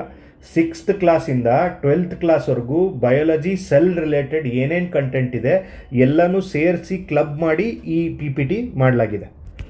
ಓಕೆ, ನೆಕ್ಸ್ಟು ಅದೇ ಥರ ನಿಮಗೆ ಸೆಲ್ ಮೆಂಬ್ರೇನ್ ಹೇಳಿದ್ನಲ್ಲ, ಈಗ ಸೆಲ್ ಮೆಂಬ್ರೇನ್ ಬಗ್ಗೆ ನಾನು ಎಕ್ಸ್ಪ್ಲೇನ್ ಮಾಡಿದೆ. ಸೆಲ್ ಮೆಂಬ್ರೇನಲ್ಲಿ ಏನಂದರೆ 2 ಥರ ಇಂಟ್ರಾಕ್ಷನ್ಸ್ ಆಗುತ್ತೆ. ಅಂದರೆ ಸೆಲ್ ಮೆಂಬ್ರೇನ್ ಇದೆ, ನಿಮಗೆ ಈ ಸೆಲ್ ಇದೆ, ಸೆಲ್ಲಲ್ಲಿ ಒಳಗಡೆ ಬರೋ ಕಂಟೆಂಟು ಹೊರಗಡೆ ಹೋಗೋ ಕಂಟೆಂಟು 2 ಥರ ಇಂಟ್ರಾಕ್ಷನ್ ಅಲ್ಲಿ ಹೋಗುತ್ತೆ. ಆ 2 ಥರ ಇಂಟ್ರಾಕ್ಷನ್ ಯಾವುದು ಅಂದರೆ ಡಿಫ್ಯೂಷನ್ ಅಂತ ಒಂದು, ಆಸ್ಮೋಸಿಸ್ ಅಂತ ಇನ್ನೊಂದು. ಡಿಫ್ಯೂಷನ್ ಅಂದರೆ ಏನಂದರೆ ನಿಮಗೆ ಫಸ್ಟಿಗೆ ಎಕ್ಸಾಂಪಲ್ ಕೊಡ್ತೀನಿ, ಅದರಿಂದ ನಿಮಗೆ ಡಿಫ್ಯೂಷನ್ ಅರ್ಥ ಆಗುತ್ತೆ. ಈಗ ಒಂದು ಸ್ಪ್ರೇ ಬಾಟಲ್ ಇದೆ, ಒಂದು ಸ್ಪ್ರೇ ಬಾಟಲ್ ತಂದಿದ್ದೀರಾ, ಒಂದು ಸೆಂಟ್ ಬಾಟಲು. ಅದನ್ನು ಪ್ರೆಸ್ ಮಾಡ್ತೀರಾ. ಪ್ರೆಸ್ ಮಾಡಿದ ಮೇಲೆ ಒಳಗಡೆ ಇರೋ ಲಿಕ್ವಿಡ್ ಈ ಥರ ಸ್ಪ್ರೆಡ್ ಆಗುತ್ತೆ. ಇದು diffused particles. It is going out of this box. Okay, it is going out of this box through this nozzle. ಇಲ್ಲೊಂದು ಚಿಕ್ಕದೊಂದು ನೋಸಲ್ ಇರುತ್ತೆ. ಆ ನೋಸಲ್ ಥ್ರೂ ಏನಾಗುತ್ತೆ, ಇದು ಹೊರಗಡೆ ಹೋಗ್ತಾ ಇದೆ ಪಾರ್ಟಿಕಲ್ಸು. ಇದಕ್ಕೆ ಡಿಫ್ಯೂಷನ್ ಅಂತ ಕರೀತಾರೆ. ಇಲ್ಲಿ ಏನಾಗುತ್ತೆ, ಇಲ್ಲಿ ಒಳಗಡೆ ಹೈ ಕಾನ್ಸಂಟ್ರೇಷನ್ ಇರುತ್ತೆ, ಹೈ ಪ್ರೆಷರ್ ಇರುತ್ತೆ. ನಿಮಗೆ ನೇಚರ್ ಯಾವ ಥರ ಅಂತಂದರೆ, ನೇಚರ್ ಸ್ವಾಭಾವಿಕವಾಗಿ ನಾವೆಲ್ಲ ಕಡೆ ಹೆಂಗೆ ಅಂದರೆ ನೇಚರ್ ಯಾವ ಥರ ವರ್ಕ್ ಆಗುತ್ತೆ, ಎಲ್ಲಿ ಹೈ ಪ್ರೆಷರಿಂದ ಲೋ ಪ್ರೆಷರಿಗೆ ರನ್ ಆಗುತ್ತೆ, ಹೈ ಕಾನ್ಸಂಟ್ರೇಷನಿಂದ ಲೋ ಕಾನ್ಸಂಟ್ರೇಷನಿಗೆ ರನ್ ಆಗುತ್ತೆ. ಸೊ ಬ್ಯಾಲೆನ್ಸ್ ಮಾಡೋದಕ್ಕೆ ನೇಚರ್ ತನ್ನಿಂದ ತಾನೇ ಅಡಾಪ್ಟ್ ಮಾಡ್ಕೊಂಡಂಥ ಮೆಥಡ್ ಇದು. ಸೊ ಇದು ಏನಾಗುತ್ತೆ, ಹೈ ಕಾನ್ಸಂಟ್ರೇಷನಿಂದ ಲೋ ಕಾನ್ಸಂಟ್ರೇಷನ್ ಅಂದರೆ ಇಲ್ಲಿ ಒಳಗಡೆ ಕಾನ್ಸಂಟ್ರೇಷನ್ ಜಾಸ್ತಿ ಇರುತ್ತೆ, ಅಲ್ಲಿಂದ ಹೊರಗಡೆ ಹೋಗೋದಕ್ಕೆ ನಾವೇನಂತೀವಿ, ಡಿಫ್ಯೂಷನ್ ಅಂತ ಕರಿತೀವಿ. ಸೊ ಈ ಸ್ಪ್ರೇ ಬಾಟಲ್ ನೆನ್ಪಿಟ್ಕೊಳ್ಳಿ ನೀವು. ಓಕೆ, ಇದು ಡಿಫ್ಯೂಷನ್. ಏನಾಗುತ್ತೆ, ಇಲ್ಲಿ ಹೈ ಕಾನ್ಸಂಟ್ರೇಷನಿಂದ ಲೋ ಕಾನ್ಸಂಟ್ರೇಷನ್ ಕಡೆ ಮೂವ್ ಆಗುತ್ತೆ. ಓಕೆ, ಇಲ್ಲಿ ಮೆಂಬ್ರೇನ್ ಬೇಕಾಗಿರಲ್ಲ, ನೋ ಮೆಂಬ್ರೇನ್ ಈಸ್ ರಿಕ್ವೈರ್ಡ್. ಇಲ್ಲಿ ಏನು ಮೆಂಬ್ರೇನ್ ಇಲ್ಲ, ನೀವು ನಾಜಲಿಂದ ಕರೆಕ್ಟಾಗಿ ಹಿಂಗೆ ಹೋಗ್ಬಿಡುತ್ತೆ. Example, perfume spreading in a room. Perfume ಜೊತೆಗೆ ನೀವು ಕಟ್ಟಿಂಗ್ ಮಾಡಿಸ್ಕೊಳಕ್ಕೆ ಹೋದಾಗ, ಹೇರ್ ಕಟ್ಟಿಂಗ್ ಮಾಡಿಸ್ಕೊಳಕ್ಕೆ ಹೋದಾಗ, ಅವಾಗ ನೀವು ಆ ವಾಟರ್ ಬಾಟಲ್ ಸ್ಪ್ರೇ ಕೂಡ ನೋಡಿರ್ತೀರ, ಅದು ಕೂಡ ಡಿಫ್ಯೂಷನಲ್ ಥರಲ್ಲೇ ವರ್ಕ್ ಆಗುತ್ತೆ. ಓಕೆ, ನೆಕ್ಸ್ಟ್ ಅದೇ ಥರ ನಿಮಗೆ ಆಸ್ಮೋಸಿಸ್ ಅಂದರೆ ಏನು ಅಂದರೆ, it is a water movement of water molecules only. ಇಲ್ಲಿ ಆಸ್ಮೋಸಿಸಲ್ಲಿ ಇಲ್ಲೇನಾಗುತ್ತೆ ಅಂದರೆ ಲೋ ಕಾನ್ಸಂಟ್ರೇಷನಿಂದ ಹೈ ಕಾನ್ಸಂಟ್ರೇಷನ್ ಕಡೆ ಮೂವ್ ಆಗುತ್ತೆ. ಇಲ್ಲಿ ಲೋ ಕಾನ್ಸಂಟ್ರೇಷನಿಂದ ಹೈ ಕಾನ್ಸಂಟ್ರೇಷನ್ ಕಡೆ ಮೂವ್ ಆಗುತ್ತೆ ವಾಟರ್. ಇದಕ್ಕೆ ಆಸ್ಮೋಸಿಸ್ ಅಂತ ಕರೀತಾರೆ. ಇದಕ್ಕೆ ನಿಮಗೆ ಒಂದು ಮೆಥಡ್ ಇದೆ. ಏನು ಅಂದರೆ, ಇಲ್ಲಿ ನೋಡಿ, ಇದು ಒಂದು ಕಂಟೈನರ್ ಇದೆ. ಈ ಕಂಟೈನರಲ್ಲಿ ಒಂದು ಸೆಮಿ ಪರ್ಮಿಯೇಬಲ್ ಮೆಂಬ್ರೇನ್ ಅಂತ ಹಾಕಿರ್ತಾರೆ. ಈ ಸೆಮಿ ಪರ್ಮಿಯೇಬಲ್ ಮೆಂಬ್ರೇನಲ್ಲಿ ಈ ಕಡೆ ಹೈ ಕಾನ್ಸಂಟ್ರೇಷನ್ ಇರುತ್ತೆ, ಹೈ ಇರುತ್ತೆ ಕಾನ್ಸಂಟ್ರೇಷನ್ ಇರೋ ಒಂದು ಸಾಲ್ವೆಂಟ್ ಇದ್ದರೆ, ಈ ಕಡೆ ಲೋ ಕಾನ್ಸಂಟ್ರೇಷನ್ ಇರೋ ಒಂದು ಸಾಲ್ವೆಂಟ್ ಇಟ್ಟರೆ ನೀವು, ಈಗ ಇಲ್ಲಿ ನೀರಿದೆ, ಇಲ್ಲಿ ಒಂದೇನೋ ಉಪ್ಪಿಂದು ನೀರಿದೆ ಅಂತ ಇಟ್ಕೊಳ್ಳಿ, ಯಾವಾಗಲೂ ಏನಾಗುತ್ತೆ ಈ ಪರ್ಮಿಯಬಲ್ ಸೆಮಿ ಪರ್ಮಿಯಬಲ್ ಅಂದರೆ ಇದು ಕೆಲವೊಂದನ್ನು ಮಾತ್ರ ಅಲೋ ಮಾಡುತ್ತೆ. ಆವಾಗ ಏನಾಗುತ್ತೆ, ಇಲ್ಲಿಂದ ಇಲ್ಲಿಗೆ ಮೂವ್ ಆಗಬೇಕು ಅಂದರೆ ಇದಕ್ಕೆ ನಾವು ಆಸ್ಮೋಸಿಸ್ ಅಂತ ಕರಿತೀವಿ ಅಷ್ಟೇ. ಓಕೆ, ನಿಮಗೆ ಇನ್ನೂ ಒಂದು ಎಕ್ಸಾಂಪಲ್, ಇದನ್ನು ಅಪ್ಲೈಡ್ ಸೈನ್ಸಲ್ಲಿ ಕ್ವಶನ್ ಕೇಳ್ತಾರೆ. ರೂಟ್ಸ್ ಎಬ್ಸಾರ್ಬಿಂಗ್ ವಾಟರ್ ಅಂದರೆ ಬೇರುಗಳು ನೀರನ್ನು ಹೀರ್ಕೋತಾವಲ್ಲ ಮಣ್ಣಿಂದ, ಅದು that is technique use by that technique is called as osmosis. Okay, osmosis ಅನ್ನೋ ಒಂದು ವಿಧಾನದಿಂದ ನೀರನ್ನ ಬೇರುಗಳು ಹೀರ್ಕೋತವೆ. ಓಕೆ, ಈ ಆಸ್ಮೋಸಿಸ್ ಅರ್ಥ ಆಯಿತು ಅನ್ಕೋತೀನಿ. ಅದೇ ಥರ ನಿಮಗೆ ಆ್ಯಕ್ಟಿವ್ ಟ್ರಾನ್ಸ್ಪೋರ್ಟ್ ಅಂತ ಒಂದು ಮೆಥಡ್ ಇದೆ. ಆ್ಯಕ್ಟಿವ್ ಟ್ರಾನ್ಸ್ಪೋರ್ಟನ್ನು, ಇದು ಕೂಡ ಸೆಲ್ಲಲ್ಲಿ ಆಗುವಂಥ ಒಂದು ಮೆಥಡ್. ಆ್ಯಕ್ಟಿವ್ ಟ್ರಾನ್ಸ್ಪೋರ್ಟ್ ಅಂದರೆ ಏನಂದರೆ, ಇದು ಕೂಡ ಮೂಮೆಂಟ್ ಅಗೇನ್ಸ್ಟ್ ಕಾನ್ಸಂಟ್ರೇಷನ್ ಗ್ರೇಡಿಯಂಟ್ ಅಂತ. ಅಂದರೆ ಇದು ಕೂಡ ಹೈ ಕಾನ್ಸಂಟ್ರೇಷನಿಂದ, ಈಗ ಯೂಶ್ವಲಿ ನೇಚರ್, ನಾನು ಆಗಲೇ ಹೇಳಿದೆ ನಿಮಗೆ, ಸಾರಿ ಇದನ್ನು ನಾನು ನಿಮಗೆ ಹೇಳಬೇಕಾದ್ರೆ ಉಲ್ಟಾ ಹೇಳಿದೆ, ಸಾರಿ ಇದು ನೋಡಿ, ಇಲ್ಲಿ ಈ ಕಡೆಯಿಂದ ಈ ಕಡೆ ಮೂವ್ ಆಗೋದಕ್ಕೆ ನಿಮ್ಗೆ ಡಿಫ್ಯೂಷನ್ ಅಂತಾರೆ. ಬಟ್ ಇಲ್ಲಿ ಲೋ ಕಾನ್ಸಂಟ್ರೇಷನಿಂದ ಹೈ ಕಾನ್ಸಂಟ್ರೇಷನ್ಗೆ ಮೂವ್ ಆಗಬೇಕು ಅಂದರೆ ಇದಕ್ಕೆ ನಾವು ಆಸ್ಮೋಸಿಸ್ ಅಂತ ಕರಿತೀವಿ. ಜಸ್ಟ್ ಅದೊಂದು ಇಲ್ಲಿ ಡೈಗ್ರಾಮಲ್ಲಿ ನನಗೆ ಐಡೆಂಟಿಫೈ ಮಾಡೋದಕ್ಕೆ ಕನ್ಫ್ಯೂಸ್ ಆಯಿತು. ಓಕೆ, ಇದು ಲೋ ಕಾನ್ಸಂಟ್ರೇಷನ್ ಕಡೆಯಿಂದ ಹೈ ಕಾನ್ಸಂಟ್ರೇಷನ್ಗೆ ಇದನ್ನು ಕರೆಕ್ಟ್ ಮಾಡ್ಕೊಳ್ಳಿ. ಡೈಗ್ರಾಮ್ ಇನ್ನೊಂದು ಸಾರಿ ಹಾಕಿ ತೋರಿಸ್ತೀನಿ ನಿಮಗೆ, ಕನ್ಫ್ಯೂಸ್ ಮಾಡ್ಕೋಬೇಡಿ. ಒಂದು ಕಂಟೈನರ್ ಇದೆ, ಈ ಕಂಟೈನರಲ್ಲಿ ಒಂದು ಸೆಮಿ ಪರ್ಮಿಯಬಲ್ ಮೆಂಬ್ರೇನ್ ಇದೆ, ಇಲ್ಲಿ ಒಂದು ಸಾಲ್ಟ್ ಸೊಲ್ಯೂಷನ್ ಇದೆ, ಇಲ್ಲಿ ಒಂದು ವಾಟರ್ ಇದೆ. ಈ ಥರ ಇದ್ದಾಗ ಇಲ್ಲಿ ಜಾಸ್ತಿ ಕಾನ್ಸಂಟ್ರೇಷನ್ ಇರುತ್ತೆ, ಇಲ್ಲಿ ಕಡಿಮೆ ಕಾನ್ಸಂಟ್ರೇಷನ್ ಇರುತ್ತೆ. ನಾವು ಇಲ್ಲಿಂದ ಇಲ್ಲಿಗೆ ವಾಟರ್ ಮೂವ್ ಮಾಡಬೇಕು ಅಂದರೆ ಅದನ್ನು ಆಸ್ಮೋಸಿಸ್ ಅಂತ ಕರಿತೀವಿ. ಆಸ್ಮೋಟಿಕ್ ಪ್ರೆಷರ್ನ ಅಪ್ಲೈ ಮಾಡಿದಾಗ ಇಲ್ಲಿ ನಿಮಗೆ ಆಸ್ಮೋಸಿಸ್ ಆಗುತ್ತೆ. ಅದೇ ಥರ ಇದು ಕೂಡ active transport, not that much important, but remember active transport required ATP, ಅಂದರೆ ನಿಮಗೆ ಎನರ್ಜಿ ಬೇಕು ಆಕ್ಟಿವ್ ಟ್ರಾನ್ಸ್ಪೋರ್ಟ್ ಮಾಡೋದಕ್ಕೆ ಅನ್ನೋ ಪಾಯಿಂಟನ್ನು ನೆನಪಿಟ್ಕೊಳ್ಳಿ. ಸೊ ಇದರಲ್ಲಿ ನಾವು 3 ನೋಡಿದ್ವಿ, ಡಿಫ್ಯೂಷನ್ನು, ಆಸ್ಮೋಸಿಸ್ಸು ಮತ್ತು ಆಕ್ಟಿವ್ ಟ್ರಾನ್ಸ್ಪೋರ್ಟ್ ಅಂತ. ನೆಕ್ಸ್ಟು ಆಸ್ಮೋಸಿಸಲ್ಲಿ 2 ಥರ ಇದೆ, ನಾಟ್ ದ್ಯಾಟ್ ಮಚ್ ಇಂಪಾರ್ಟೆಂಟ್. ಒಂದು ಸರಿ ಈ ವರ್ಡ್ಸನ್ನು ನೋಡ್ಕೊಳ್ಳಿ, end osmosis and X osmosis ಅಂತ. ಎಂಡ್ ಆಸ್ಮೋಸಿಸ್ ಅಂದರೆ ನಿಮಗೆ ಒಂದು ಉದಾಹರಣೆ ಕೊಡ್ತೀನಿ. ನೀವು ಒಣ ದ್ರಾಕ್ಷಿ ನೋಡಿರ್ತೀರ, ಓಕೆ, ಒಣ ದ್ರಾಕ್ಷಿ ಹೆಂಗಿರುತ್ತೆ, ಮುದುಡ್ಕೊಂಡ್ಬಿಟ್ಟಿರುತ್ತೆ ಹಿಂಗೆಲ್ಲ. ಓಕೆ, ನಿಮಗೆ ಈ ಒಣ ದ್ರಾಕ್ಷಿನ ರಾತ್ರಿ ನೀರಲ್ಲಿ ನೆನೆ ಇಟ್ಟು ಬೆಳಿಗ್ಗೆ ನೀವು ತಿನ್ನಬೇಕಾದ್ರೆ ಅದೇನಾಗಿರುತ್ತೆ, ಮತ್ತೆ ಊದ್ಕೊಂಡ್ಬಿಟ್ಟಿರುತ್ತೆ, ದ್ರಾಕ್ಷಿ ಆದಂಗೆ ಆಗಿರುತ್ತೆ ಅದು ಒಣ ದ್ರಾಕ್ಷಿ. ನಿಮಗೆ ಅದನ್ನೇ ಒಣಗಿಸಿದ್ರೆ, ಬಿಸಿಲಲ್ಲಿ ಒಣಗಿಸಿದ್ರೆ ಏನಾಗುತ್ತೆ, ನೀರೆಲ್ಲ ಹೊರಗಡೆ ಹೋಗಿರುತ್ತೆ, ಒಳಗಡೆ ದ್ರಾಕ್ಷಿ ಕಂಟೆಂಟ್ ಮಾತ್ರ ಇರುತ್ತೆ. ಅದನ್ನು ನೀರಲ್ಲಿ ಹಾಕಿದ ತಕ್ಷಣ ಏನಾಗುತ್ತೆ, ನೀರು ಇದರಲ್ಲಿ ಇದ್ರ ಪೋರ್ಸಲ್ಲಿ ಎಂಟರ್ ಆಗಿ ಅದು ದ್ರಾಕ್ಷಿ ಥರ ದೊಡ್ಡದಾಗ್ಬಿಡುತ್ತೆ. ಸೊ ಅದನ್ನು ನಾವು ಎಂಡ್ ಆಸ್ಮೋಸಿಸ್ ಅಂತ ಕರಿತೀವಿ. ಅದನ್ನು ಒಂದು ಎಕ್ಸಾಂಪಲ್ ಅಂತ ನೆನ್ಪಿಟ್ಕೊಳ್ಳಿ, ಅದನ್ನ ಪಾಯಿಂಟ್ ಅರ್ಥ ಮಾಡ್ಕೊಳ್ಳೋದಕ್ಕೆ. ವಾಟರ್ ಎಂಟರ್ಸ್ ದ ಸೆಲ್ ಇಲ್ಲಿ, ಅಂದರೆ ನೀರು ಆ ಒಣ ದ್ರಾಕ್ಷಿಯ ಸೆಲ್ಸಲ್ಲಿ ಎಂಟರ್ ಆಗೋದಕ್ಕೆ ನಾವು ಹೈಪೋಟೋನಿಕ್ ಸೊಲ್ಯೂಷನ್ ಅಂತ ಕರೀತಾರೆ. ಅದಕ್ಕೆ it happens in hypotonic solution. So endosmosis ಅಂತ ಕರಿತೀವಿ.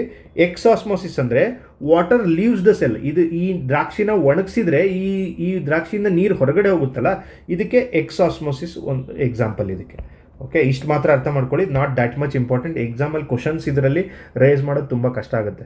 ಓಕೆ, ನೆಕ್ಸ್ಟು ಈ ಆಸ್ಮೋಸಿಸ್ದು ಇಂಪಾರ್ಟೆಂಟ್ ಏನೇನಂದರೆ, ನಿಮ್ಮ ಮನೇಲಿ ಎಲ್ಲೆಲ್ಲಿ ವಾಟರ್ ಪ್ಯೂರಿಫಿಕೇಷನ್ ಪ್ಲಾಂಟ್ಗಳಿದೆ ಅದರಲ್ಲಿ ಮೇಲೆ ಎಲ್ಲ ಬರೆದಿರ್ತಾರೆ ನೋಡಿ ಒಂದ್ಸರಿ. Reverse osmosis,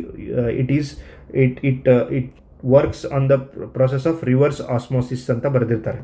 okay, RO technology ಅಂತ ಕರೀತಾರೆ ಅದಕ್ಕೆ, ರಿವರ್ಸ್ ಆಸ್ಮೋಸಿಸ್ ಟೆಕ್ನಾಲಜಿ. ಕಿಡ್ನಿಯಲ್ಲಿ ಡಯಾಲಿಸಿಸ್